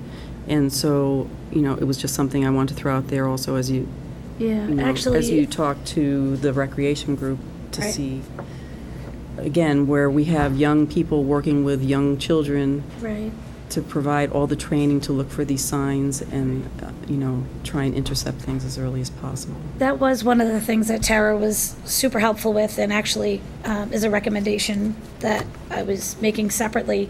And it doesn't necessarily have to be integrated, but that was one of the things that Tara did mention, is that it's great, to the sexual abuse and making awareness and education, but that we shouldn't forget all the other signs of abuse. And I thought there's no reason we can't have that as an educational piece, even as a policy, for people to understand. I mean, we have part of it built here. There's no reason we can't finish this piece, and then, they do go hand in hand in some ways, and in others they don't. But so I appreciate that. That is a good point, and I know that was one of the points that Tara had made, that don't forget these other child abuse categories. They're important. Thank you. So I appreciate that. Thank you. Anything else from the board? Does anybody in the audience wish to speak on this matter? Seeing none? Okay. Thank you very much. Welcome. I appreciate it. Tara. It's very Appreciate it. Appreciate informative. it. Cindy, you'll take it from here, and Yes, you let me know when you want to put it back on the agenda with the final result. you got it. And do you need any help from anybody on the board, or anything? You need any outside help? I think we have a much more comprehensive piece of work to work with. So I think we're good working with the different departments who sort of live and breathe this, are going to really change how we word some of the areas.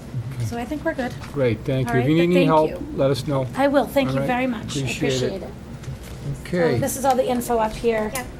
I'm going to go back to the public hearing. Would anybody interested in the restrainment of the Springer Spaniel, please come forward and sit at the table that wishes to speak? Obviously, Sue. Unfortunately, you do have to sit at the table because, yes. We don't bite. We're very nice. No pun intended either. It just came out like that. Welcome. Jim, we can start on my left. Name for the record, please, because we are speaking to a microphone tonight. Tim Kennedy, 6 Alger Road. Sue Thibodeau, Animal Control Officer. Miriam Prinos, 10 Agile Road. Peter Prinos, 10 Alger Road. Okay, welcome. Sue, would you like to you. start? Alrighty. I asked the board to consider making a order permanent that was imposed on the Prinos for their dog after he bit someone on the 13th. This was because it was the third bite and the second bite under similar circumstances. I've asked for a muzzle order, to declare the dog dangerous and for a muzzle order. Permanent muzzle order or Yes. just outside the house? Went off the property. Off the property. You should have the Yeah, I do. the I just actual want to wording. make that Yes, clear to the yeah. public because they don't have this documentation Sure, at home. certainly. So, okay. There is a clarification I should make in the report, and that was, I stated there was only one other complaint about Oliver, and that was that he was roaming back in December, I believe. I stated in my report that on following up with that person that made the complaint, they said that he had been in their yard 2 weeks prior. That was incorrect. In talking to her again, she had mistaken the animal for another animal, another dog in the neighborhood. Because I know it was So rebutted in the report, correct? Yes, Right. correct. So in following up with that person, in fact, she stated it was not Oliver that she did see again. And you have no problem with these conditions that Sue wants to imply? I have no problem. Okay. So he's in an electric fence. I muzzle him off the property. Anyone that comes into the house, I muzzle him. He's fine with that. I've never I met an don't- aggressive Springer Spaniel in my life. They're It's very really- anxious. They're Yeah. anxious animals, and unfortunately, he was brought up to the tennis court, Some and, balls. Well, even just outside of his comfort zone. yeah. Yeah, right. And someone who pats him, he just nips. It's not like he's like vicious. He just nips and stay back, and Right, that's what happened. right. And, I do know, I've had dogs my whole life. When they're on a leash, they're more aggressive too. So that's why I think the muzzle would be a very important walk on a leash, because they are very much more aggressive on a leash, all dogs. Well, they're very I mean, they want to run. He likes to walk. He loves his 4-mile walks, and yeah, so he's fine with that. So he was just it wasn't his fault, it was the owner's fault that put him in a bad situation. And I'm very happy to keep him muzzled off the property, because I want him not to bite, and I don't want him to be put down. Do you have something to add, sir? Well, I hadn't seen the order, but when I saw the newspaper article, I was surprised, and I just wanted to convey to the board that our experience with Oliver as a neighbor is completely opposite of what we saw in the paper. And I just wanted to urge the board to consider the restraint rather than the destruction of the animal. In his own setting, he's never been any kind of a threat. I would never even conceive of him being a threat. We've been there with large groups, parties, birthday Yeah. parties, graduation parties. We've taken our granddaughter there for Halloween. If that's not a threatening night for a dog, what is? He's just He's not on his own property, he's Dressed fine. as Spider-Man that night. Yeah. So he's been a great neighbor to have, so I think that I would really strongly urge the board to consider the restraint aspect or the restraint option over destruction. Well, the board always takes the dog officer's, animal control officer, I should say's recommendations, typically. I've never seen it not, so. Well, I hadn't seen the recommendation, I just saw the Oh, right, correct. choice. Anything from the board? Seeing nothing, this is a public hearing. Anybody from the audience wish to speak on this matter? Seeing none, I'll take a motion. Motion to close the public hearing? So moved. All those in favor? Aye, 5-0 in favor to close the public hearing. Yeah. We have a motion to read? Yeah, motion to declare Oliver, male Springer Spaniel owned by Peter and Mary Ann Prinos, 10 Alger Road, as dangerous, based on the definition of dangerous dog in Mass General Law 140, Section 136, and that when removed from the premises, the owner or the premises of the person keeping the dog, that Oliver shall be securely and humanely muzzled and restrained with a chain or other tethering device having a minimum tensile strength of 300 pounds and not exceeding 3 feet in length. I'll second that. Any discussion? All those in favor? Okay. Thank you very much. Thank you. Thank you. Take care. Thank you. Thank you, Sue. We were moved out. So that was done. That's gone. Okay, we are actually now ahead of schedule. Is Mildred and Elizabeth here? Would you please come forward, please? Sit down. Get comfortable. I meant nothing by that pun. It was actually pretty good. A little levity. Oh, God. Councilor Meade. Hey, welcome. Thank you. Good evening. Welcome to the board. I'd like you to introduce yourself for the record. If you could just name your name and your address, please. Elizabeth Travers, 18 Glenwood Avenue in Foxborough. Mildred Green, 1 Inman Lane. Nice to meet you. Mike. Oh.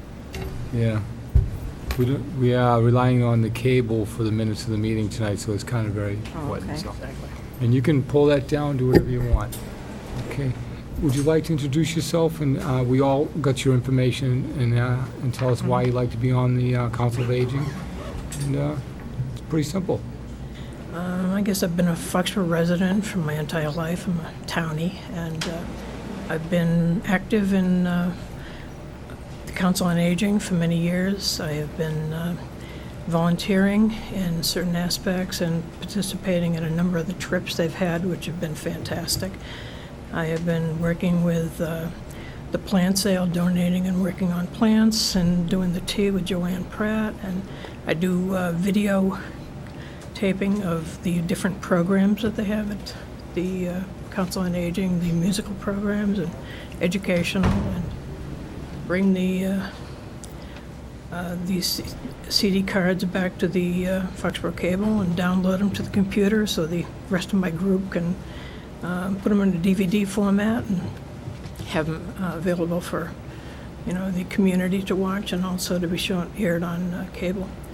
I've been a driver for Fish for about 5 years, which provides transportation for local people to physical and doctor appointments for within an 11-mile radius. And I don't know, I love, I guess, volunteering, and I just thought this would be a nice step forward for me. Well said. I appreciate it. Thank you for volunteering. Next. I volunteer at the senior center and at the front desk once a week. I'm in the serenading seniors. I go on a lot of the trips and I'll do a lot of the functions there. I was on the trip committee. I think I'd be a nice advocate. I went to the 3 last board meetings just to see what it felt like to do that. And as I say, I know a lot of the seniors there, and I also volunteer for the Veterans Office here, too. Thank you. Open it up to the board. Anybody have any questions for the young ladies? I want to say thank you for, it's always tough when you have 2 for 1 position. Exactly. And it doesn't happen often. No, it doesn't. And we're good friends, too. I know it. Yes, yes. I appreciate all you guys do, and I've seen you around, and I know you do great work. I appreciate that. Ginny? Lorraine? Just thank you both for coming forward, and it's going to be an interesting decision. Ideally, it would be nice if we had 2 spots to give both of you. I know. Maybe we can do one year and one the next year. But thank you for coming forward. Okay. This could be the most difficult decision we've had all Tonight. year. Yeah. John? It is a tough decision, and thanks a lot. And again, I've never seen 2 candidates appear in front of the Board of Selectmen to try to not compete, but in fact you are. But I was just wondering, is if you had to say, how am I different? How am I the best candidate? Is there anything that either one of you can say that differentiates yourself that would help us make up our minds? I'm at the senior center a lot, and I know a lot of the people, good friends. I've made a lot of good friends there. Everybody likes me. I mean, from a board position, you're actually in control of the budget and everything else, and you direct activities, you direct the mission of the Council on Aging. Is there anything that you could contribute to that thought? Well, on the board, it's just like I think we're just sort of representing the seniors at the board. So, I feel I know the seniors a lot, and I could speak up for them. Not much else. I'm trying to keep my mind alert as I age. I know. I've just been, as I say, busy with volunteering for many different aspects of the town of Foxborough, and would like to become a little bit more involved in the Council on Aging, because it's a great program. It's so great for the seniors in the town, and I don't know how I am different than Millie as far as having different input, but it's... How do you both agree or disagree with the direction that it's going? Do you think you could add, is there anything negative that you disagree with that's going on at the Council of Aging that you would like to see changed? I think unless you're a participant of the board, you really don't have an idea of the absolute function and what the role is. And so that's something you will find out once you get in and you become more involved. I know. But they're open meetings to attend. I guess I have not attended meetings because I I don't didn't realize they were I don't know open. if they're as open as they used to be. Yeah. For some reason, I don't know. How's that? Very true. I think if you have a problem or situation, you have to present it the month before, and then come the next month with the whatever problem you have. They said I could come in and sit in if I wanted to, so it must be open to an extent, but I guess you couldn't present a problem unless you... Right, so there's nothing you're aware of that you'd like to see changed, either one of you right now? At the moment, no. Not that we're aware of. Yeah. No. Anything else from the board? Jim? Have either of you actually participated on a board, a governing board, or for any organization? No. I haven't. I've been on the board for the Friends of the Board and Library for the past 15 years as treasurer for 12. And that's been a fantastic experience with, doing all of the fundraising and all of the other activities involved there. So you're familiar with the functions of a board member? It's Right. It's not just showing up for coffee. Right. Exactly. Yeah. Yeah. I see a gentleman wants to speak from the audience on behalf of someone. Could you please come up to the mic next to our famous Frank Mortimer, the reporter?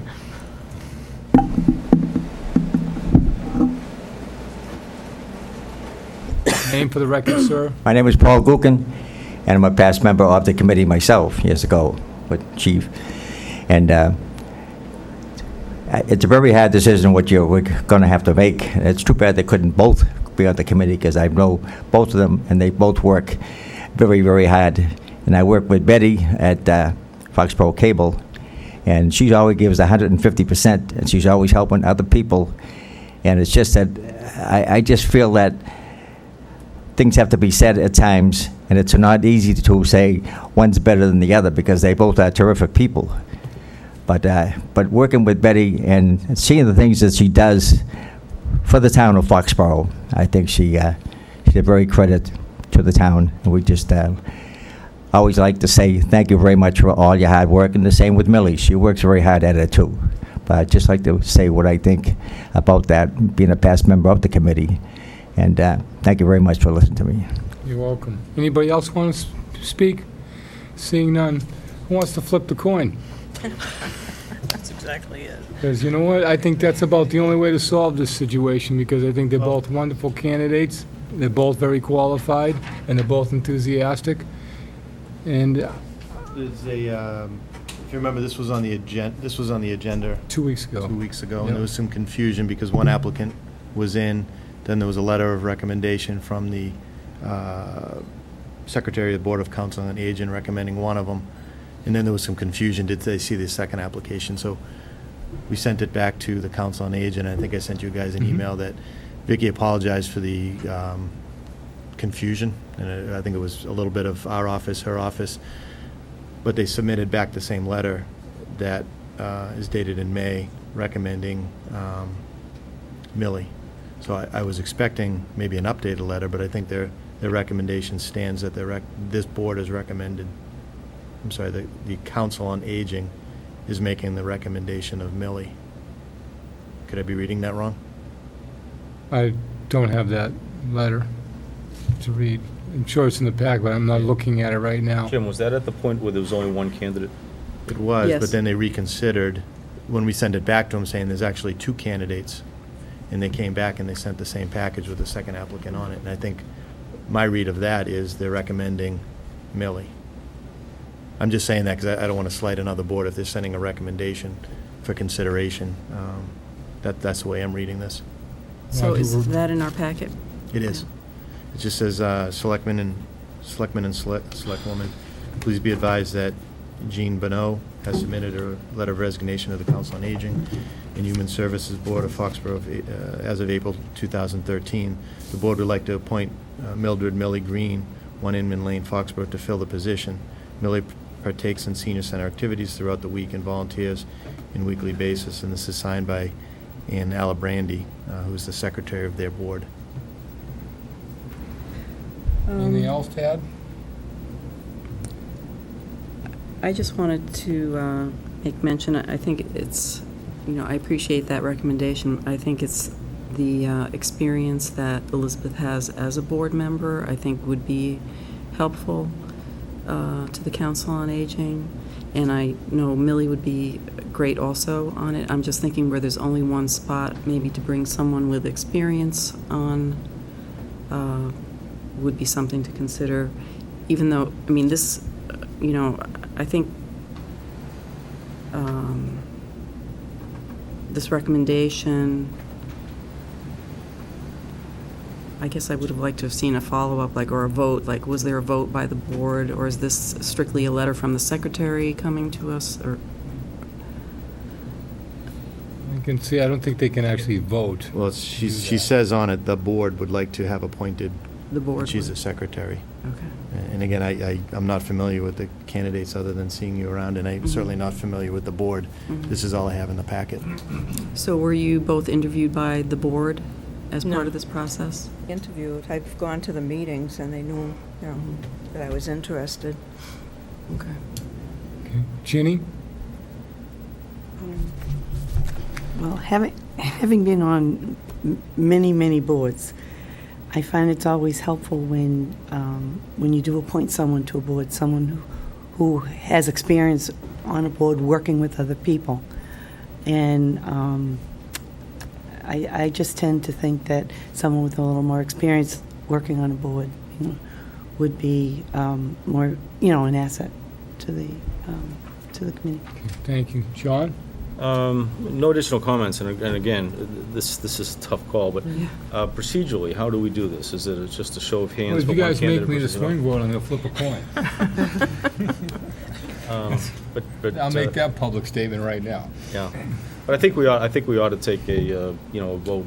Those who are in favor of is it Betty? Elizabeth, Elizabeth, Betty, and Millie. Millie. Can we do My that? godmother's name was Millie, so I'm 90% of my family is Elizabeth. So, yeah. Oh, I need a motion, ladies and gentlemen. I think the discussion is over. All right, I'll try to do this. Give me. I'll put everything in the affirmative. Okay, so I'm gonna have. I move that we appoint, and I'll say Mildred Green, and then we can either say those in favor. Can we do that? Absolutely. Okay. You need a second. It works. Okay, I move that we appoint Mildred Green to the vacant position on the Council of Aging, effective immediately. Second. Any more discussion? All those in favor? One. Again, I had to hang my hat on the folder. Okay. Now, do I read We'll another go motion? for the Okay. second. I move that we appoint Elizabeth Travers to the vacant position on the Council of Aging Board, effective immediately. Is there a second? Second. All those in favor? I guess that's the way it's going to be. Sorry. That's okay. I think it's We'll be working together. Yeah. I hope that's what you will do, is We work will. together, and I look forward to seeing you again. when the Okay, you'll next see me vacancy around. Next comes. appointment. And 3 years? No, I don't really think so. appreciate you coming forward. Thank you Okay, very thank much. you. Thanks, ladies. Right, thank you. I think just so the record's clear, and since our secretary's not here, that it was a unanimous vote by the Board of Yes, Selectmen. thank you, Jim. Yes. Okay, now it's being, we gotta wait to 7:40. Is that a public hearing? No. No. this Mr. is- Lovely, are you ready to go? Of course I am, Mr. Well, last week you jumped everybody and cut the line. This week we're on time, so. Did I say that? No. You said that to me before. Welcome. Thank you. You know, Jeff, we got a few minutes ahead of schedule. Oh, sure. If you could just, no, sit down, please. If you could just comment on the function that the library had last week and mention some of the people involved. It was a really well-run event. I'd be happy to do that. All the caterers, outstanding effort. We all enjoyed it, 4 out of 5, I believe. I know John was out of town. You would have enjoyed it. It was in San Francisco, and I enjoyed San Francisco immensely. It was pretty good, too. fantastic, and I just leave it to you. From Absolutely. So we had a very successful private fundraising campaign as part of the library effort, and we held a donor thank you event last Thursday at the library. And we had a local caterer, actually a guy named Dave Lancey, who lives, I think, in Foxborough, is a principal in the catering firm called Nextine, which did a great job, great food. Another Foxborough guy helped us with the wine that we served. His name's John Gill. He works for the Martinetti Companies. And the purpose of the event was to thank all of the donors and to allow people to get a little bit of a sneak preview of the library. So many people worked hard on it. We had Janet Pino and Kevin Penders and Jerry Cirillo over vacuuming literally all day Thursday. It was a little bit like one of those HGTV shows trying to pull it all together. But they did. I thought the library looked pretty good. The book guys were in there loading the stacks right up till the very last second. So it was a great success. I can't thank Jerry Cirillo. Our architects did a great job. You know, I've been living with this project for years, but we're really tickled with how it came out.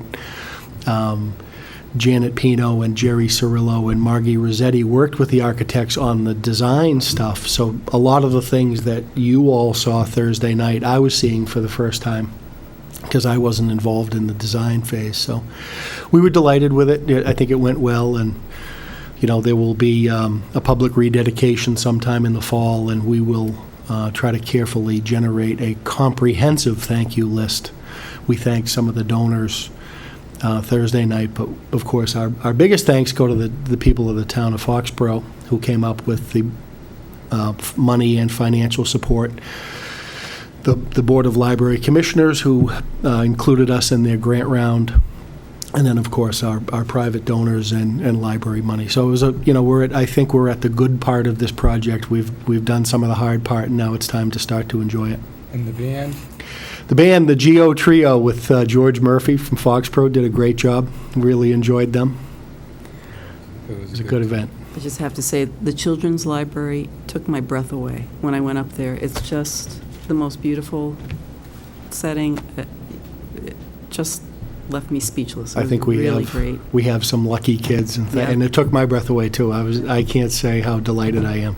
You can tell, and it doesn't go. That's why I wanted to make a statement. I was going to say exactly that at the chairman's update, but I wanted to wait for you. So, well, thank you. But no, fantastic. And now we'll move on to the variance that you proposed. I think this is about the 15th time we've talked about this variance at this table. Well, this is, I think I'm getting older, because essentially this is, while we were permitting this, well, I'll start at the beginning. The land the library is on came into the town in the 1960s in 2 separate parcels. One is really sort of the front piece where the old library was, and the other is that piece that extends down Baker Street. Front piece, I think, came into the town in 1963 from a Frederick Potter. In the late 60s, Mr. Potter deeded the second piece to the Friends of the Library, who in turn deeded it to the town. Essentially, and Spike Smith, who's the owner of 8 Baker Street, is here.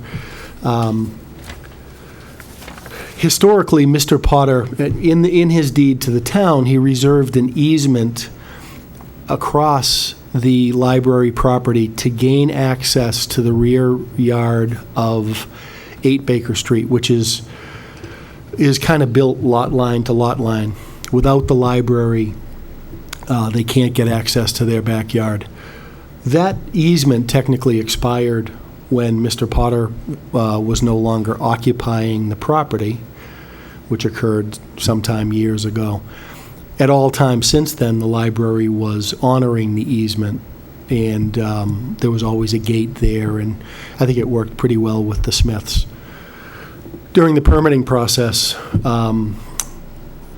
which was actually fairly contentious, I don't know if you recall, but the library agreed, and the planning board put it as a condition of their site plan approval that we seek an easement from town meeting, and in December 2011, town meeting voted to authorize your board to grant the easement if you so choose. Now we are wrapping up. We have a temporary certificate of occupancy. The hope is to get a final certificate of occupancy in the next month or so. And this is a condition of the site plan approval.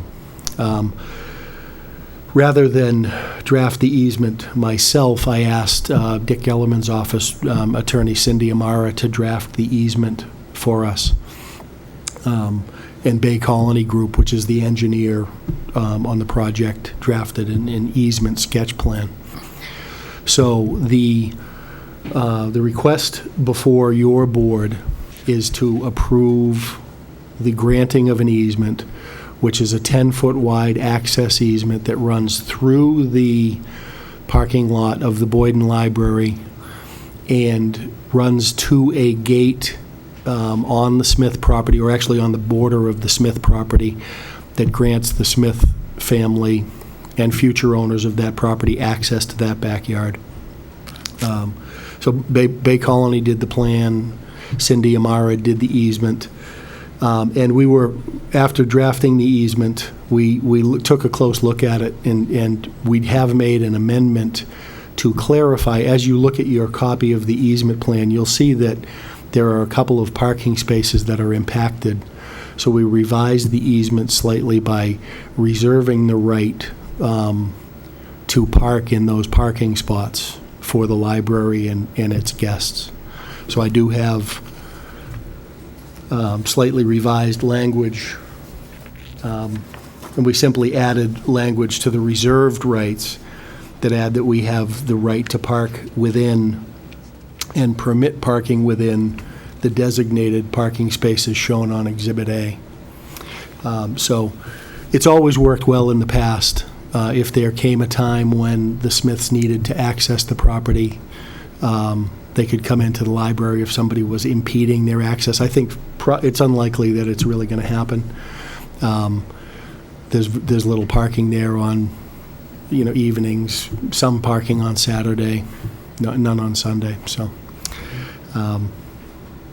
that's, and I do apologize. So even though we already had the town meeting vote from 211, I asked Attorney Amara to put it back on the warrant again because I simply forgot that we had it. This is like Groundhog Day, right? I know. And I'm not saying it won't happen again. All right. Any questions from the board? Jimmy, this is your No, well, I day. did go out Sunday and looked at the gate and the access, and I've been going back and forth with Jeff. It is unusual to grant a private party a public easement on public property, but if there's any case that is justified, I've got no reservations with this at all. It did a nice job. Okay, anybody else? Entertain a motion. Oh, I'm sorry. Sir, you need to come to the mic. I'm sorry. I'm just gonna say real It quick. doesn't matter. I'll get in trouble. I just need name and address for the record and... Seeing Frank. I own the property at 6 and 8 Baker Street. Mr. Lovely and I have had a few heated discussions over the years over that. And your name, once again, for the record, sir. Well, it depends. It's either K. Gerald Smith or, as I'm known around town, Spike Smith. My address is 3587 Grand Cypress Drive, Naples, Florida. I happen to be in town for this 3 weeks. My daughters live in the house. I have no problems, but the thing that worries me is that property, we have paid taxes the 30 years that I've owned it, and we're the third owner since 1860. And Garrett Splain, who was our attorney way back when, he said that the Potters had been paying taxes in that corner forever, so the town really had no right-of-way. And we just said, no, let's leave it the way it is. And I really hope that it will just be, it will not bother us only in the fall when we take leaves out of the backyard and there's nobody around the library in the fall. But I just want to make sure you realize that for House was built in 1860. We're the third owners. And we've paid taxes a long time for a, how big is it? 10 by 12? Your backyard? No, the ramp for the fences. Well, it's probably 10 feet wide and Yeah. 14 feet So long. you owe me. So to vote this in, take his amendments out, just give it to me. Thank you. I think you're in the wrong department. I think you have to go down to the tax assessors. Is that the chaplain? Okay, any more discussion? I'll entertain a motion. Okay.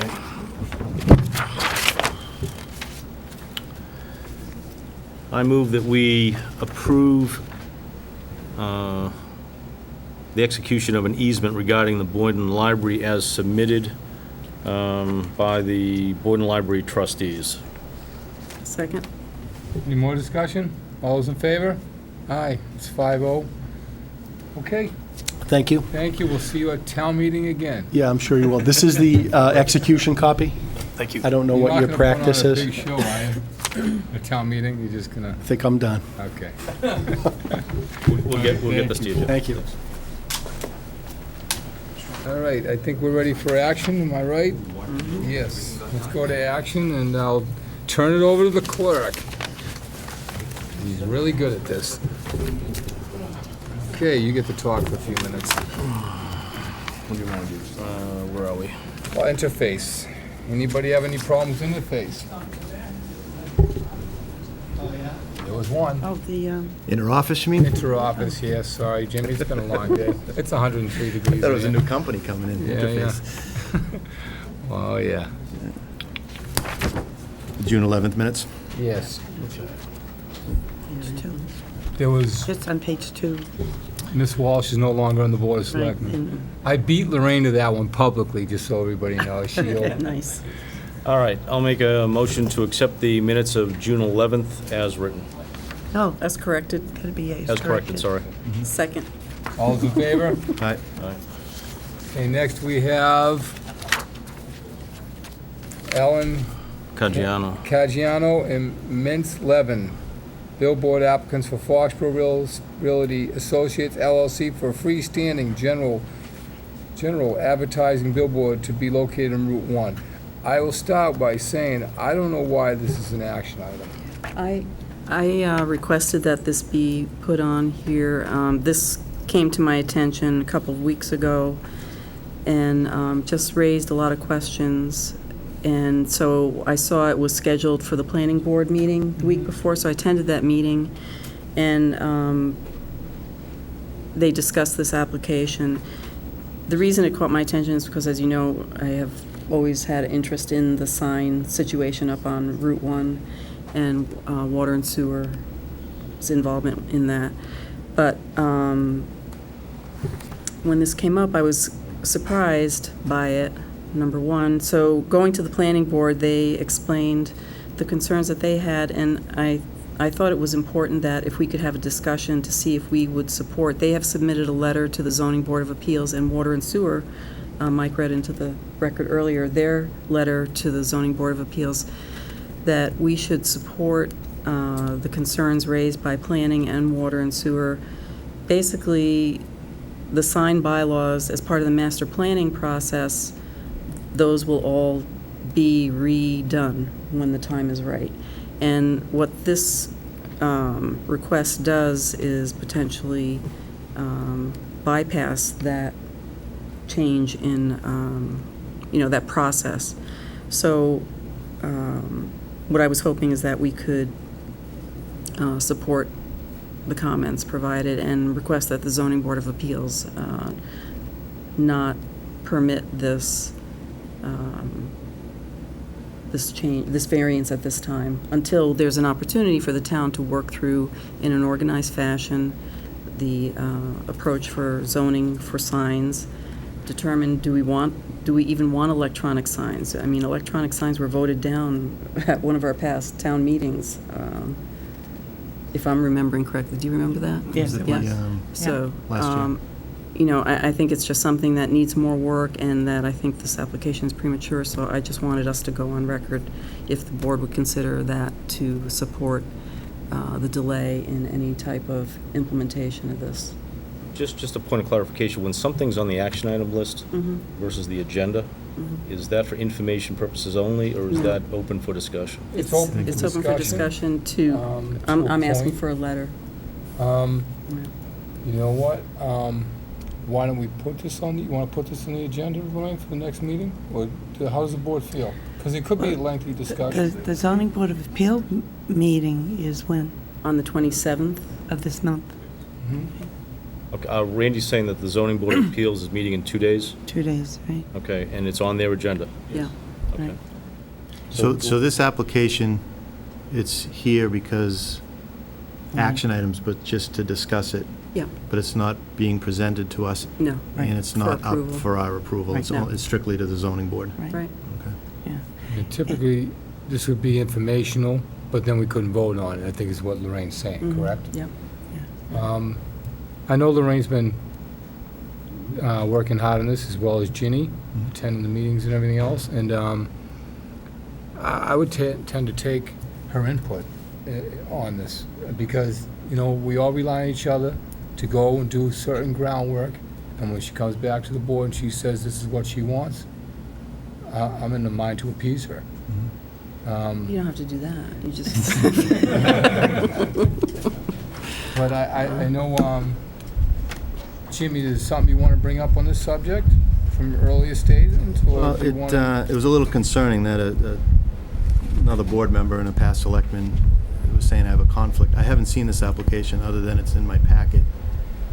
And I don't know much about it other than the meeting that I had with you and Gellerman, Attorney Gellerman and Pecos, where they said they had an idea and they were going to bring it forward. But other than that, I'm not involved in this. Right. So it's a little concerning and sobering to hear this at the table under citizens' input. Right. So to be honest with you, I know of this from a brief discussion I had. It was a 5-minute discussion. And I've learned more about this in the last 2 days from business owners and fellow selectmen, so it's kind of caught me a little bit by surprise. Right. So it's always a little eye-opening when there's accusations made Right. at the beginning of a meeting under public session in front of a microphone Yeah. without any follow-up, so. Yeah, it But just, it's happened before, so I'll leave it at that. yeah, and I'll concur what you said. We were in a meeting, and we had many things on the agenda, and this was 2 or 3 minute by the way, on the way out the door. Yeah, with no plans given, No no nothing, plans no kept. information given, no nothing. And that's all there is to talk about on that subject. So any other further discussion? One question, Mike. Lorraine, from your perspective, what action are you looking for the board to take? Or are you looking for us to send a message to the zoning board of appeals? The action is that I'd like to us. review this in a particular way? I'd like us to draft a letter that supports the position that the planning board and the Board of Water and Sewer Commissioners are taking in terms of requesting a delay by the zoning board. Until the master regs are out and the master plan is Until the finished. master plan and the actual approach for sign zoning can be developed. Okay, to consider this in sequence. Yeah. Okay. Can I ask a question? Maybe it sounds a little ignorant at this point, but would a presentation to the selectmen be appropriate for this application, or this has nothing to do with the selectmen? It's not even on our table. It's one of those things, it's either we support the ZBA and whatever their finding is. I mean, the ZBA deals with hardships. I don't see where this is a hardship. It doesn't even quantify. I mean, it's... Well, they deal with variances, and variances are because of hardships. Well, abnormal But- situations. Yeah, so I mean... We don't even allow. So is this At this for a point, how variance? can you do a variance for something variance. that's not even allowed in town? There's a lot of moving Yeah. parts to this. It's absolutely, to me, it's not even in our purview at this point in time. Why did the zoning board put it on The- their agenda? Obviously, they Because they have an applicant. Applicant. So they This have is to a put it on formal their agenda. application to Yeah. the Yeah. Zoning board. Board of Appeals. All right. Yeah. And they're looking to move forward with this. And Yeah. I'm not speaking about any arrangements or deals that have been made in terms of signed revenue. I'm speaking about the application for an electronic billboard right now by the craft organization, looking at what that potentially does in terms of, shutting out the town and potentially other business owners if that variance is granted, is, I think, something that I would like to see us support the other boards that are more closely involved in it, really. Hey, Mike, something to say for the record, please? Yeah, Mike Sayeg, 8 Kendall Drive. Since I happen to be sitting here, and in the spirit of full disclosure, I applied yesterday for an additional sign. I think the difference between the applicant here and me is that there's 2 different zones here. I happen to be in the economic development zone where these signs have been allowed to date. S1, they haven't been, okay? And I just couldn't sit there and not say anything. And that's really all I have Well, I to say. appreciate that, because it does give clarification. That's why they're going for a variance, Mike? Well, I think the way the town sign bylaws, you have to go for a variance anyways. Okay. But none of those billboard signs have been allowed in the past in the S1 zone. They have been allowed in the economic development zone. Okay. Craft organization has 4 or 5 of them, and then the town and the craft organization share 2 boards. Okay? And one of the issues, and the town has approached me several times because some of my trees block the most southerly sign. And, I've been talking to Mr. Pecos for the last year and a half trying to get this on a warrant, and he just kept pushing it off for whatever reason. But I did apply Monday, and it will be on not this week's meeting, but the next month's meeting. That'd be planning board? No, ZBA. ZBA. So the warrant to allow the electronic bill, when you said you were... Yes. No, it's not a warrant. I'm going for a variance as well. Okay? See, the difference, Mark, is it doesn't go to the planning board because it's not a zoning bylaw. With it's you? No, for the whole town. It's a general bylaw. Okay. And that's why it goes to ZBA and not planning board. Okay. Thank you for your input. Okay. Appreciate it.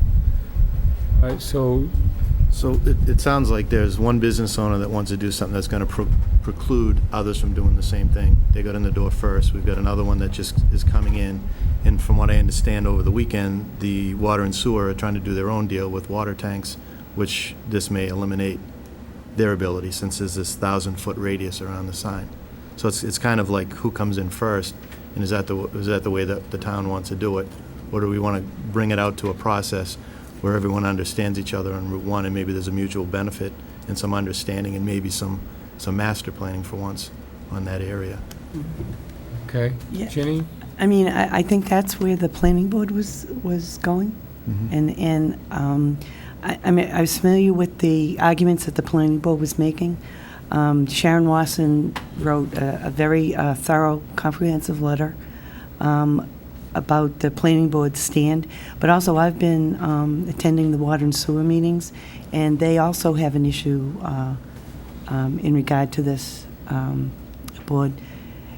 And I just think, I agree with Lorraine. I think it would be good. I would support a letter of support from the selectmen, supporting the planning board, supporting the water and sewer, just to give the zoning board of appeal a sense of the feelings of the other boards in town.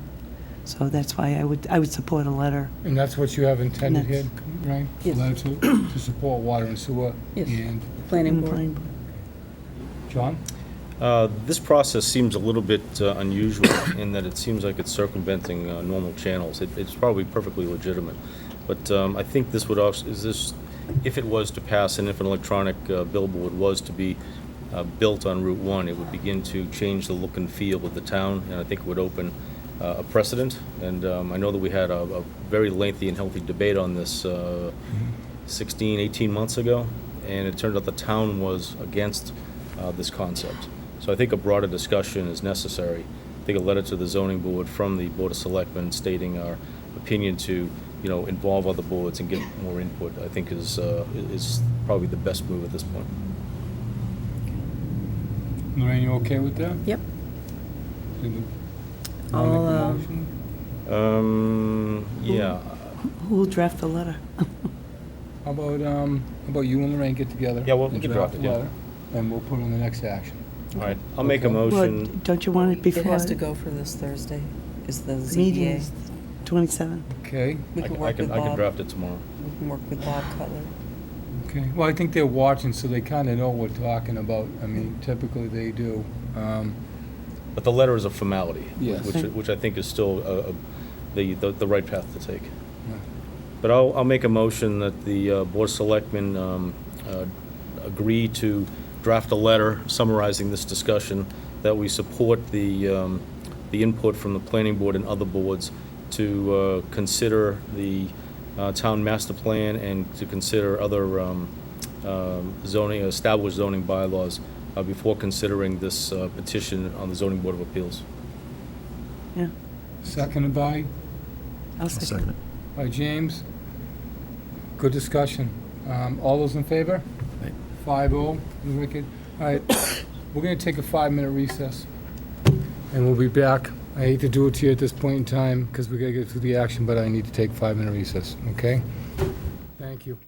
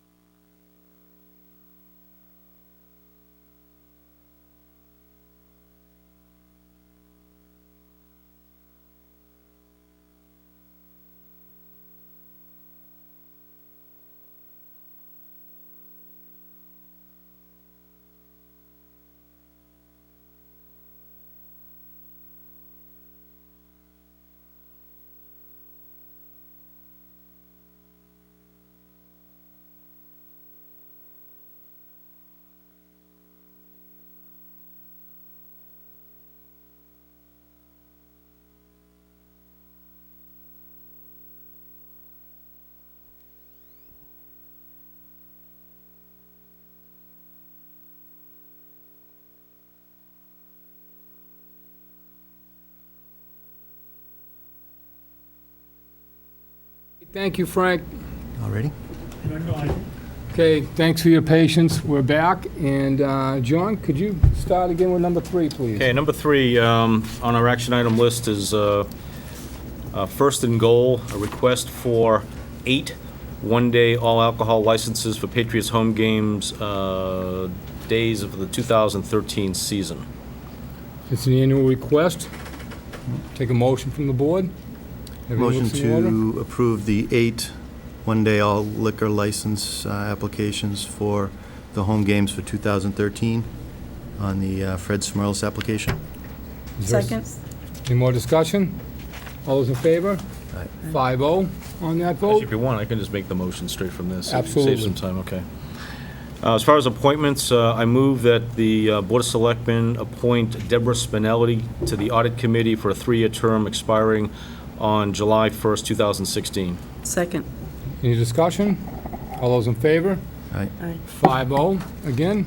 Continuing with appointments, I move that the Board of Selectmen appoint Robert Worthley to the Canoe River Aquifer Advisory Committee to a 3-year term expiring on July 1st, 2016. Second.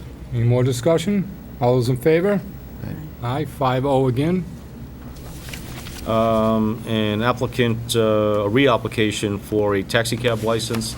I move that we approve a taxi cab license for Tony Saliba, expiring on December 31st, 2013. Second. By Lorraine. I should be saying, all those motions prior were seconded by Lorraine. Am I correct? Just so that, for the record, it is on tape. Okay, any more discussion? All those in favor? Aye. 5-0 again. I move that we approve a taxi cab license expiring on December 31st, 2013, issued to the new owners of Foxborough Town Taxi. The petitioner is Veterans Taxi of Newton, doing business as Foxborough Town Taxi.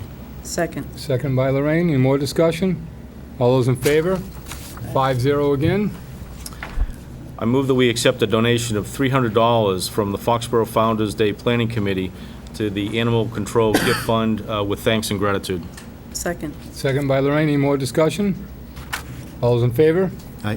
5-0 again. I move that we accept a donation of $400 from the Sharon Credit Union to the Recreation Gift Fund, again with thanks and gratitude. Second. Second by Lorraine. Discussion? All those in favor? Aye. 5-0 again.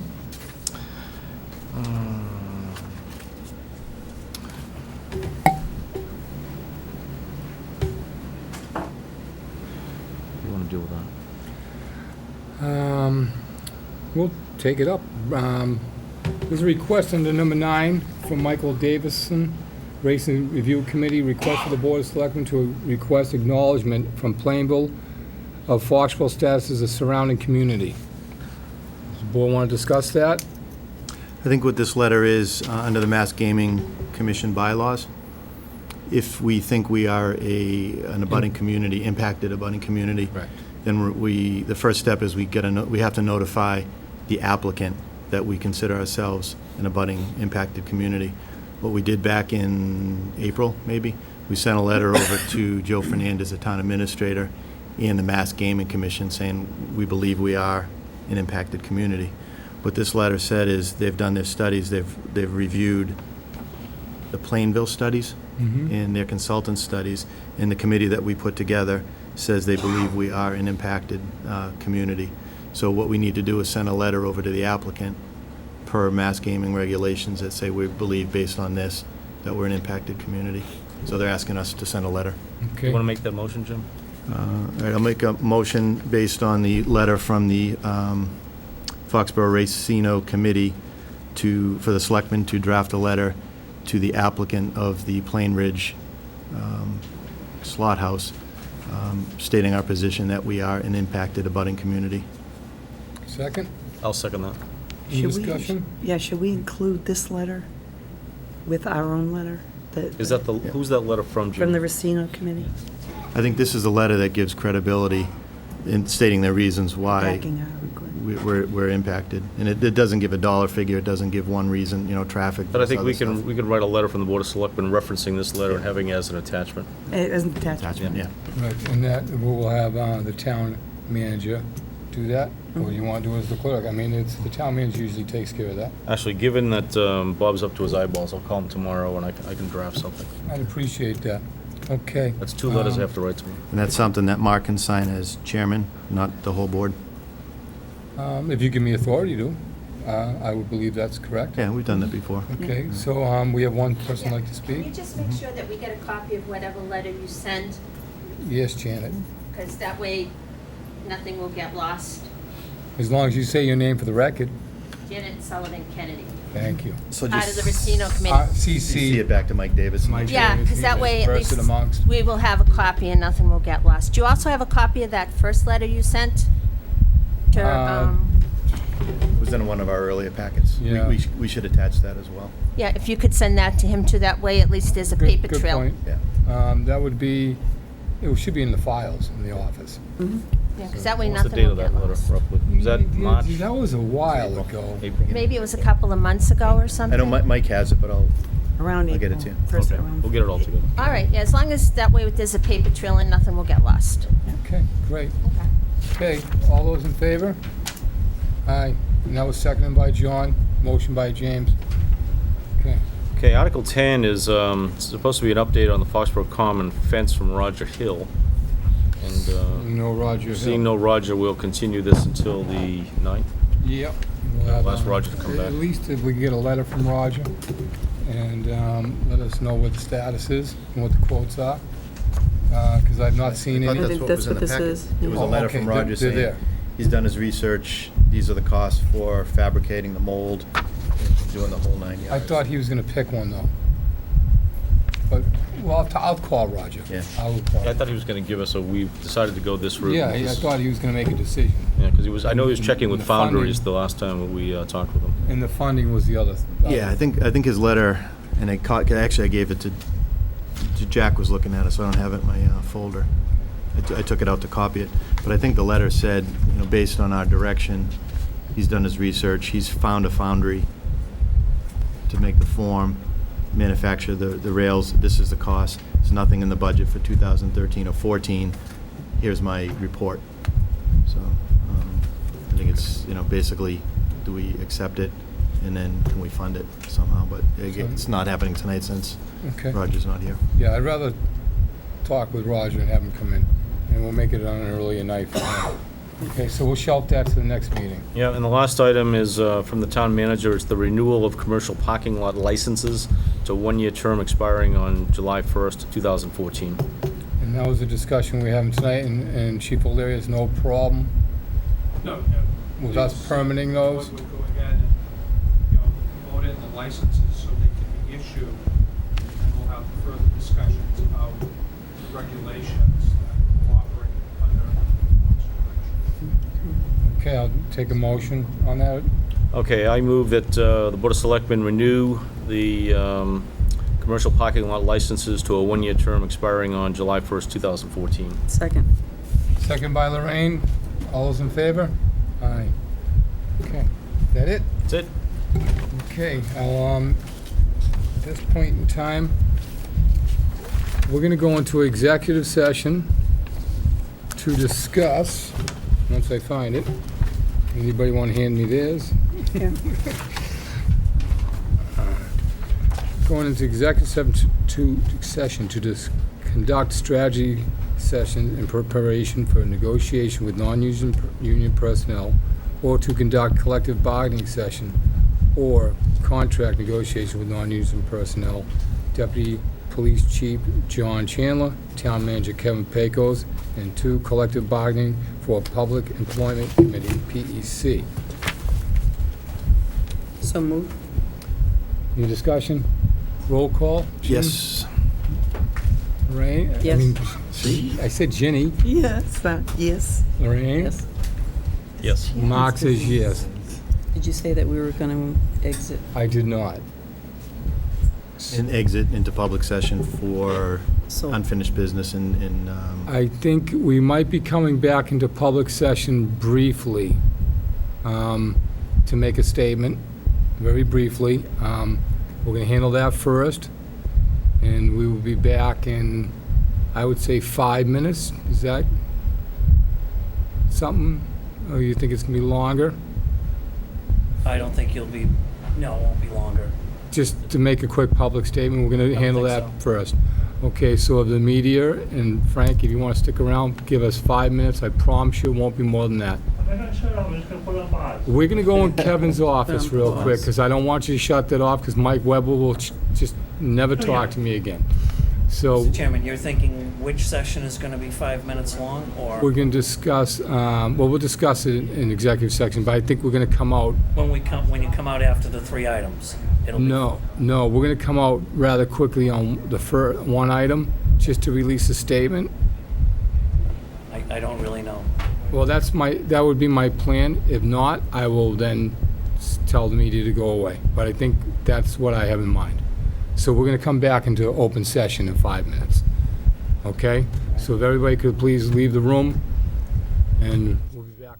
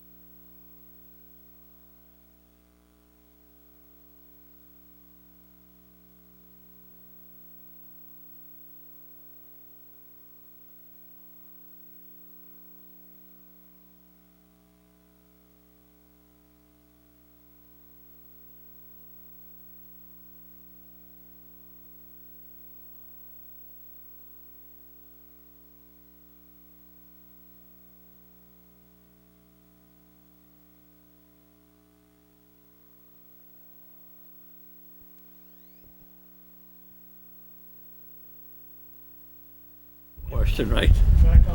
Okay, thank you. Welcome back to the Board of Selectmen meeting. And I'm going to ask Jimmy DeVellis to weigh in on.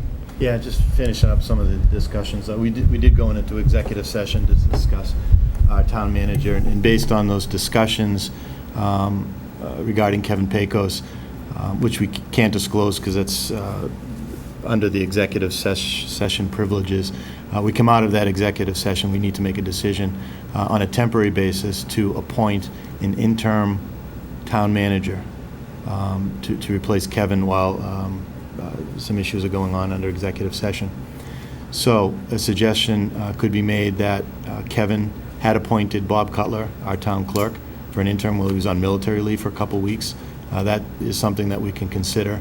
Bob, I think, has done a good job during the 2 or so weeks that he was here, acting as town manager, and until we can figure out the process moving forward, we should appoint somebody such as Bob as an acting town manager. Anything else? Any discussion? Anybody want to make a motion? I'll make the motion. Try to this time. I move to appoint Robert Cutler, current town clerk, as acting town manager, effective immediately until further action by the Board of Selectmen. Second. Any more discussion? All those in favor? Aye. That's 5-0. Okay, and now we will go back into executive session to discuss, conduct strategy session in preparation for negotiation with non-union personnel, or conduct collective bargaining sessions or contract negotiations with non-union personnel. Deputy Police Chief John Chandler, Town Manager Kevin Pecos, and 2, collective bargaining for Public Employee Committee. And then we will solely come to open session to adjourn. Roll call vote? Yes. Yes. Yes. Okay, thank you very much. Thank you. Could we get this gentleman's name on the